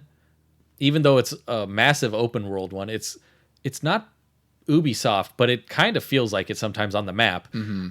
But you don't mind it as much because it's really easy to just hop on your horse and ride everywhere, and you don't fear running into groups of enemies. You're just like, no, I can handle this. You're exploring. You're a samurai, for God's Yeah. sake. Yeah. It doesn't get much better than that. Yeah. And I'm still only in Act 2, a little bit further into it, but I look forward to finishing it completely. It's going to be one of those open world games, one of those rare open world games that I finish. Yeah. I would really like to finish this game again because I beat it when it was on PS4, and they've had a PS5 update for a while now, and I'm curious how much better it looks because it really looked phenomenal on PS4. Yeah. And it's genuinely one of the most gorgeous games I've seen, just from a sort of design perspective and also technical. But there's some really, truly breathtaking scenes in this freaking game. There's stuff that you haven't even seen yet. Yeah. That you'll get to that you'll be like, oh, wow, this is truly incredible. You'll have to do that black and white mode, especially on your Pro. Oh, the Kurisawa. Yeah. Yeah. Yeah, absolutely. I would like to try that because Ghost of Tsushima, I'm really happy you played this because, I'm sure I told you about this when it was out and like how good it was. Yep. But yeah, it's a game that's worth experiencing for sure. I think it came out a little bit after Sekiro. It's probably around that time. Yeah. And I wanted to play that first, but then I heard I have that, but I heard that it was like hard, like a Souls game. So Sekiro, I love that game, and I really liked it when I played because it felt like kind of like a Tenchu game. Yeah. But it is brutal. Like that game really relies on parrying, which normally I love that mechanic in a game, but the timing is very, very tight in that game. This one, I'm so glad that they made it because it's like what I wanted from that. Exactly. But a little more approachable. Yeah, it's a lot more approachable. Like, the pace of that you unlock abilities, like you're always unlocking something new in this game. Just when you think your tree is full, the game reveals more. And it's just, for me, it's like it's pretty perfectly paced. Yeah. Like it rolls out at a good pace where you're not feeling like anything's kind of stymied or slow. And it's just one of the best experiences for an open world game you could possibly have. The combat reminds me of the Arkham games. Yes. But then you can also on the fly change your stance and change your fighting style. And I was like, this makes so much sense and it just seems so natural that now I want Batman to start doing different types of martial arts. Yeah. It has one of the most satisfying combat sort of how do we call it? Like combat loops, I guess we'll call it, where it's like, from challenging somebody where you could just do like a face off and just slash their throats instantly like a samurai and then fight the whole horde who's now afraid of you, right? It just unfolds at such a great pace that it's just fun to fight enemies. So stellar choice for number 3, I would say. It was, like I said, for a little while it could have been my game of the year. I could easily see, and you can make a case of that, but I also see your other choices as very valid for number 2 and 1. My number 3, this is by far the biggest surprise I've had for the whole year because I was not looking forward to this much at all. Like I'd seen the trailers, I was kind of lukewarm to it, and I took a chance. And my number 3 for the year is Dragon Age: The Veilguard. So this is a lot different than the original Dragon Age. It's not so serious and turn-based combat necessarily. It's a lot different than Inquisition. Like it's a little bit more open world and fast-paced. And in here you play as Rook, who kind of admittedly suffers from generic avatar syndrome because he's sort of like you, so he doesn't have like his own distinct personality necessarily. It's just kind of like these generic one-liners that you can select and might have an effect on the conversation or the world. And there are a few choices that do drastically alter the world, which are also exciting. But the story had me gripped the entire time. Like you play as a Rook, and you start off with interrupting a ritual with Solus, who was in Inquisition, who was in the previous game. He's trying to pierce the veil, which is sort of this metaphysical, I guess we'll call it veil, between the sort of the Fade, which is like the demon blight world, and the real world. So his whole intent there is he's a god filled with regrets, and he wants to open the veil and unleash basically hell on earth kind of thing. You interrupt that, and this whole story happens where now you're trying to stop these 2 elven gods who escaped the Fade, and you have to recruit those companions who, much like Mass Effect, all have a reason to save the world and their own sort of trials and tribulations that you help them out with. And I did just about every single quest available in this game. It took me, I just finished it this week at about like 60 something hours. And I just love this freaking game. Like the only reason it didn't make the top 2 or 1 is because the top 2 or 1 is that much better. But the combat in this game, the story, the dialogue, I just really freaking love this game. And hopefully you'll borrow it or something now that I finished it, or you'll play it. And I hope more people will play it because it'll probably come to like PS Plus or something soon. It probably will at some point because all the other Dragon Ages are on Game Pass. They are, yeah. So I don't know how well this game is doing. Like it's gotten good reviews, but I think there's just a lot of idiots out there who just dismiss it for what it is and aren't looking beneath the surface of what it is, and I think they'll find a really great experience under it all. Well, yeah, when I saw trailers for it, and even then it was pretty close to launch, I hadn't heard much about it. It didn't look like the typical Dragon Ages of the past. No, and that's kind of a mistake because it does have its serious side to it, but I think the trailer, the way it presented it, like it made it look like almost like a Fortnite kind of game. Yeah. Like with all it was very bright cartoony. colors, cartoony, like the light tone and everything. They really didn't show anything that made the game really awesome, which is unfortunate because there's a really awesome game under here. But anyway, that was my number 3, and I feel like I wasn't even going to place that. I wasn't even going to buy that game this year. And then I took a chance and ended up being one of my favorite games of the entire year. Yeah. Deucy, you're number 2. Well, we've talked about it before, and it got pretty high up last year. But just like you had one game that sold you on an Xbox Series X, and unfortunately, it was in a disappointment. Yeah. My game that sold me on a PS5 made it up here, and it's Spider-Man 2. And that is a great game to have on your list, and you were in the top 2. Yeah. Yeah, I mean, like I said, this I played right when I got the PS5 in March. It was the only game I had on the system for a while, and it was the only game I needed. And so it was going to be game of the year for the longest time because even though you guys had it pretty high last year, I don't think anybody actually picked it for the... I had it as number 1 as it just like basically barely edged out Street Fighter 6. Oh, okay. Barely. Like it would have been 1A, 1B. Yeah. And I was mulling that choice over a lot because I love both those games. But yeah, this one was just... I knew it was going to be good, but it like somehow surpassed my expectations. That's how I felt. And I am sad that there's no DLC planned or announced or anything. But at the same time, it was pretty long. It was a lot longer than the first game. And heck, it kind of felt like it was longer than the first and Miles combined. It was, for sure, because it took me, just the story, I think, was around, it felt like it was like 18 hours or so, somewhere around there, 16, 18. And so for me, that felt like enough. Like that was it had a good variety. The story changed up a lot. So like you think you're facing one main enemy at first and then all of a sudden it switches.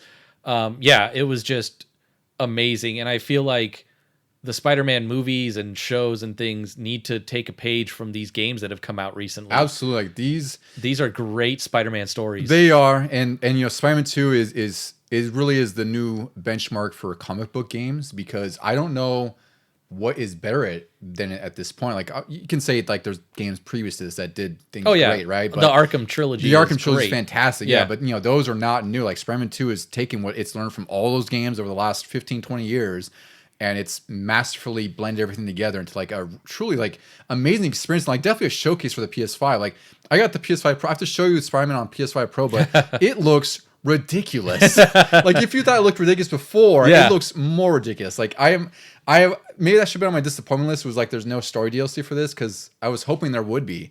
Like of all the games that I would pay for DLC, Spider-Man 2 would be one of them. They have so many side missions that led potentially to DLC, and then they're not doing anything with it, which means Spider-Man 3 is going to be jam-packed with everything that they set up in this one. It's got to be, yeah. And I'm going to be stupidly excited whenever that comes out, because they still have Wolverine to release, which they've said nothing about. So I imagine that has to come up before Spider-Man 3. Yeah. So who knows when we get Spider-Man 3, but Spider-Man 2, I mean, it's pretty incredible. It made my list last year and it made your list this year, but perfectly appropriate. Yeah. Number 2 on my list. This was almost number 1 for a very long time before we got to number 1. But number 2 on my list is Final Fantasy VII Rebirth, the second part in the Final Fantasy VII sort of remake trilogy, is I think they're what they've planned so far. I loved Remake, the first one that came out in 2020. I played through it. It was a truly great adventure and remake of the original game. And Rebirth is everything that game was, but even better. Like they basically did everything a sequel should do. So they added more abilities to synergize with your party members. So now like the combat is even more fast-paced than it was before, because you still go to a battle screen, like everything's real time, but now like it encourages you to play as different characters to level up your synergy bar, so you can do like combo attacks with everybody, which also increase like your limit gauge and everything else. So the combat in this game is a lot more geared towards team-based movement, so you have a lot more play with your party makeup. The music in here is absolutely incredible, and it's sort of like the retelling of, I guess, most of the second disc in Final Fantasy VII, like the OG, and part of the third disc before you get to like Sephiroth and all the crazy stuff. And I had high hopes for this, and it basically surpassed everything. I think some people might kind of nitpick at like the amount of minigames in this game, but for me, that's also part of what Final Fantasy VII was back then. Like, there's a lot of goofy minigames that you would get sucked into, and some of them here you could argue kind of get in the way because they're part of the main story, but they're so brief that I didn't mind them as much. And usually I dismiss some of the minigames if they're just kind of old. But in here you get like worthwhile rewards, and they do encourage you to do these things for good reason. So, the only nitpick I had was that the last boss is a nightmare. Oh yeah. I was complaining about it when I hit it, like the last final Sephiroth, like, God, he is so freaking hard. Like, I actually had to turn down to one difficulty level down because I tried like 4 times and it's a grind to get there. And I died. I was like, this is just preposterous. Like, I can't go back previous to grind or, level up my materia. Like, I just have to turn it down. It's impossible. So I think the last boss is tweaked a little too high, but I didn't care. For like the whole 65, 70 hours, I just was like glued to this game. And there's only one other game that could top it, which we'll get to soon enough. But before we get to our number one choice, Deucy, we have to go through Vito's list here. Ah, yes. So for Vito, we asked him to send him his list. He didn't really order this, but it's kind of ordered. I know it's a weird thing to say, but he just gave me a list and said, like, this is really the top, but I didn't really necessarily order it anyway. So for his number 10, we'll start with Asgard's Wrath 2. It's a VR game. I don't know too much about that. He has Metro Awakening at number 9. Oh, is that another VR one? No, that's... Actually, I don't know if that's the VR one. I think it is, because Metro Exodus is the previous one. So maybe Awakening is the VR one. Yeah. He has Elden Ring, Shadow of the Erdtree. That's the DLC at number 8. That controversial. I know. He stuck that one in there. Yeah. Number 7 is Helldivers 2. Number 6 is Stalker 2, despite the bugs and issues, as he noted. Number 5 is Zelda Echoes of Wisdom. Number 4, another game that won big at the Game Awards, Balatro, that awesome poker roguelike. I was happy to see that. Yeah, it was really cool to see that game get notoriety because it's very successful. It sold like 3.5 million copies last week. I've gotten back into it recently. I need to because it's a great time. It's one of those games that you could play, again, 5 minutes or you'd be there for like an hour playing through this thing. Number 3, Astro Bot. Number 2, Batman Arkham Shadow. That's the VR game that Vito was telling us about last week. Oh, never mind. I know what's going to be number 1. Yeah, and number 1 for him. No surprise for me that I expect this from him. Number 1, Indiana Jones and the Great Circle for the Xbox. I was going to say, I'm surprised the Batman one isn't the way he was like selling it. Yeah, there's only one game that could top Batman. In between then and now, Indiana came out. If it's Vito, it's Indiana and Batman. Those are like the top 2 from when we were kids, like that you would be into. So he has a solid list too. I thought that was fun to call those out because he had some choices we had, and he ordered them differently. But and he's got a fresh perspective on the VR scene. He does, yeah, because he has the Quest 3. Yeah, it's true, too. Yeah. So, Deuce, I guess we'll get to our number 1, which you both had on our list as number 1. I think it's the only proper choice this year, this entire year. It's the only one we have on the list that's like both on. That's true, huh? That's the only game we had on both our lists, yeah. And the number 1, if it's not obvious, Astro Bot. Astro Bot. My God, Deuce. So... Sony announced this, I think it was way earlier this year, and I was instantly excited because I played Astro's Playroom, which is the VR game. They have, I forgot what it's called on the PS5. It's a pre-bundled game that's pre-installed called Astro something. That's really just like a tech demo for the PS5 DualSense and the PS5.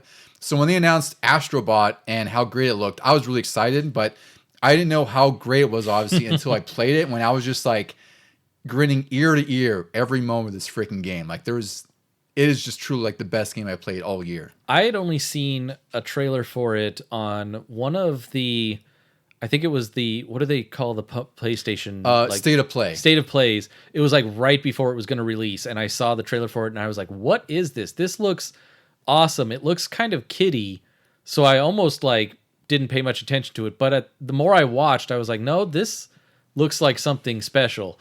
And then I saw you playing it when we were about to record an episode, and I was instantly sold. You let me play a level, and I was just like, I need more of this. Yeah, you were just about like, I'm gonna go home and buy this. Yeah, almost. Right away. Yeah. And it made my number 1 above all of those other games because, like, some of those other ones, great stories, great times playing it, but every once in a while I get hung up on something like I don't like the difficulty of this, or I don't like having to redo something. And that happened in Astro Bot, but it did not matter to me. Like, I played this to improve my mood, which I don't always say about games. I play a lot of games to just unwind and relax, but this one was genuinely like a mood lifter when I was having a bad day or something. I was like, I want to listen to the happy-go-lucky music. I want to just power through a level with these great little upgrades and miniature puzzles to solve. They weren't like difficult puzzles or anything. And it was just like old school platforming at its purest. Yeah, I was about to say this is the purest video game that you could possibly define as far as like what a video game is. Like you look back to what really started us, right? It's like you go back to Nintendo and like Mario Brothers. This took the inspiration of all those platformers like Donkey Kong Country, Mario Brothers, you know, all the N64 era collectathons, whatever have you. You know, you could go to like the last 30, 40 years for what influenced this game. And they tuned it so perfectly to make this like the ultimate throwback, yet it's still modernized, streamlined. It's accessible to everyone. Like any, you know, you could get like a 6-year-old to play this or 4-year-old, and they would get some joy out of it. But the level of variety in this game is truly amazing. Like just like you mentioned, like some levels where you're going to like this almost like a micro Astro Bot, where like you're going through these tiny parts in the level, and you're doing that all in real time. Like you're just transitioning from like mini Astro to normal size Astro, and like the scale of the world doesn't change. Like you're still micro Astro in these big worlds, or like you have abilities where you know he's gonna play with air. Now you're floating around to like these different pots that are in the sky. You get the little punching gloves like arms from Switch. Yeah, and I just all the boss fights were unique and it usually utilized a different little super move. I also really enjoyed all of the bots that came from PlayStation's history. that was like one of my favorite parts of the entire game, was just discovering those. And like I didn't know quite a bit of the ones that they were referencing, but the ones I did know, I was just so excited to find and find more of. Yeah, for me, like, you know, because I grew up on PlayStation obviously as well, and like the more I was finding, I was just like smiling the whole time. Like I was looking when they would get like you know, like even one of the characters from Wild Arms, for God's sake. Like who remembers Wild Arms or Devil Dice? There's some real deep PlayStation cuts that they include in here. Or like when you see, you know, you unlock like the Jill Astro Bot, and like she has like a typewriter add-on you can unlock from the slot machine. Oh, right? yeah. Like just those small touches like that, where it's just, you could tell there's so much care that was put in this game. Like they just want to make this a video game. Like they just want to make this to what video games used to be before they got monetized and like trying to uphold these metrics for, you know, what a publisher, right? They weren't trying to make the most money by intentionally doing that. They're saying like, we want to make an incredible game, an incredible experience, and that will sell it. Which is like what Nintendo was basically founded on back in the day. It's like, you know, if we make games good enough, they'll come to us. We don't need to make something that's purposeful to make money and then can it when it fails or something. And I think Nintendo has still really stuck with that. Like they don't have their Mario game is monetized or anything like that. Yeah, and they're smart because, you know, they know what risks to take, and then they learn from those risks or failures too. Whereas other things like, okay, we'll shut the studio down. And I would make a case to say Astro Bot could be the PlayStation mascot finally. I think so. I think, you know, because PlayStation used to have like Crash, Spyro, and it was really kind of fluid as far as like what the mascot was, which really you haven't had anything since Sega or Nintendo. Like you had Sonic and Mario, and, you know, Xbox has Master Chief arguably. Yeah. PlayStation really hasn't had anything since, and now you have Astro, which should be their next hallmark for as far as their mascot. The only thing bad about this game is that it ends. That's really my biggest complaint. Like, I played through this game. Like I got the Platinum Trophy. I know they've released a few levels in the last few months, but I want like a full-blown like DLC pack of just like speedrun or challenge levels, because for me, at least from my perspective, like the difficulty was tuned just right. Like there's definitely some difficult segments, difficult levels. Yeah. But I didn't feel like they were unfair or cheap. Like eventually if you play through them, understand it, it's not as bad. So this game is just, you know, it's a 10 out of 10 in my book. Like it's not, that's not to say it's perfect, but there's no other game this year that I could say would top Astro Bot. There were, I mean, I talked about it in previous episodes. I got frustrated on some of those ones that were just platforming, but I did feel accomplished when I beat them, and it didn't drag this game down any for me. I was just like, okay, I did those. Luckily, I don't have to do them again.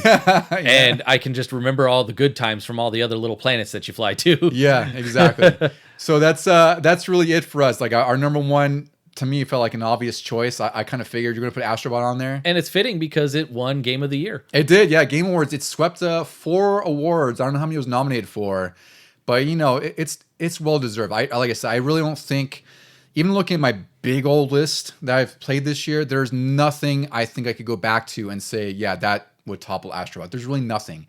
So I don't know. I know some people are upset about Astro Bot winning. I don't care. Oh, really? There's always, it's always Idiots. like the vocal skid marks who always have to chime in and like be upset like Black Myth didn't win or whatever. And it's like, well, as long as nobody was going for Elden Ring's DLC winning. No, I don't think anyone was upset about that. I think everybody was like, "Why is this here?" You know what it is, Deuce? It's like people just like to bitch for the sake of bitching. Yeah. Like, it could be the most. They could give the game out for free with $100, and you'd still say something bad about it. In the award show, when they were announcing the nominees, they had this giant orchestra, and they were playing songs from each game. Yeah, and they played the Astro Bot theme with an orchestra, and I was just like, "Oh my god, I want to go back and play it now."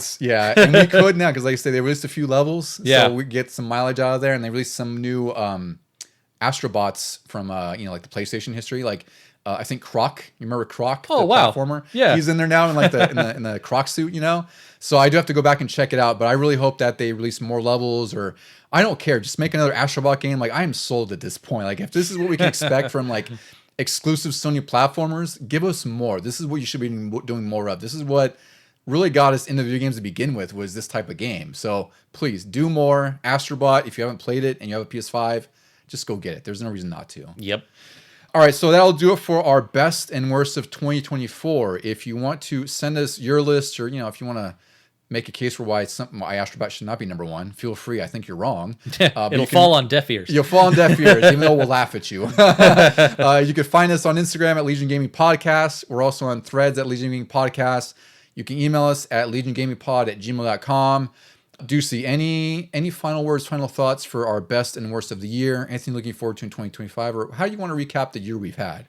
I was just going to say it's been great to be doing this for a little over a year now. It's crazy. We've this stuck to a podcast hobby. 50 episodes, by the way. This is our episode 50. Yeah, and it was a great year to play games and revisit a lot of the games for the episodes.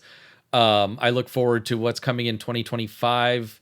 I'm not too specific because they never gave us dates. I know. I'm sure a ton of stuff is coming in the summer and then in the winter. But yeah, I just am happy to be doing this with you. Look forward to our future episodes. Look forward to getting our buddies back, Mike and Randy, we got to do something with for them. episodes. Yeah. They weren't here for this one, but I'm sure when this comes out, we got to say big congratulations to Mike. Oh yeah, he's having a bit of a big life moment happening. There's gonna be a new gamer in town, and so once he gets a little bit older, we can start including him into. Oh my god, that would be incredible. Can you imagine like 5 years from now doing this podcast? Yeah. Or something? Oh my god, episode like 175. What did you enjoy about the PlayStation 6? Oh my god, yeah, that'd be really crazy whenever that happens. But it's been a fun one. It's been a great time. Happy holidays to everyone out there, and Happy New Year. Thanks everyone. We'll talk to you soon.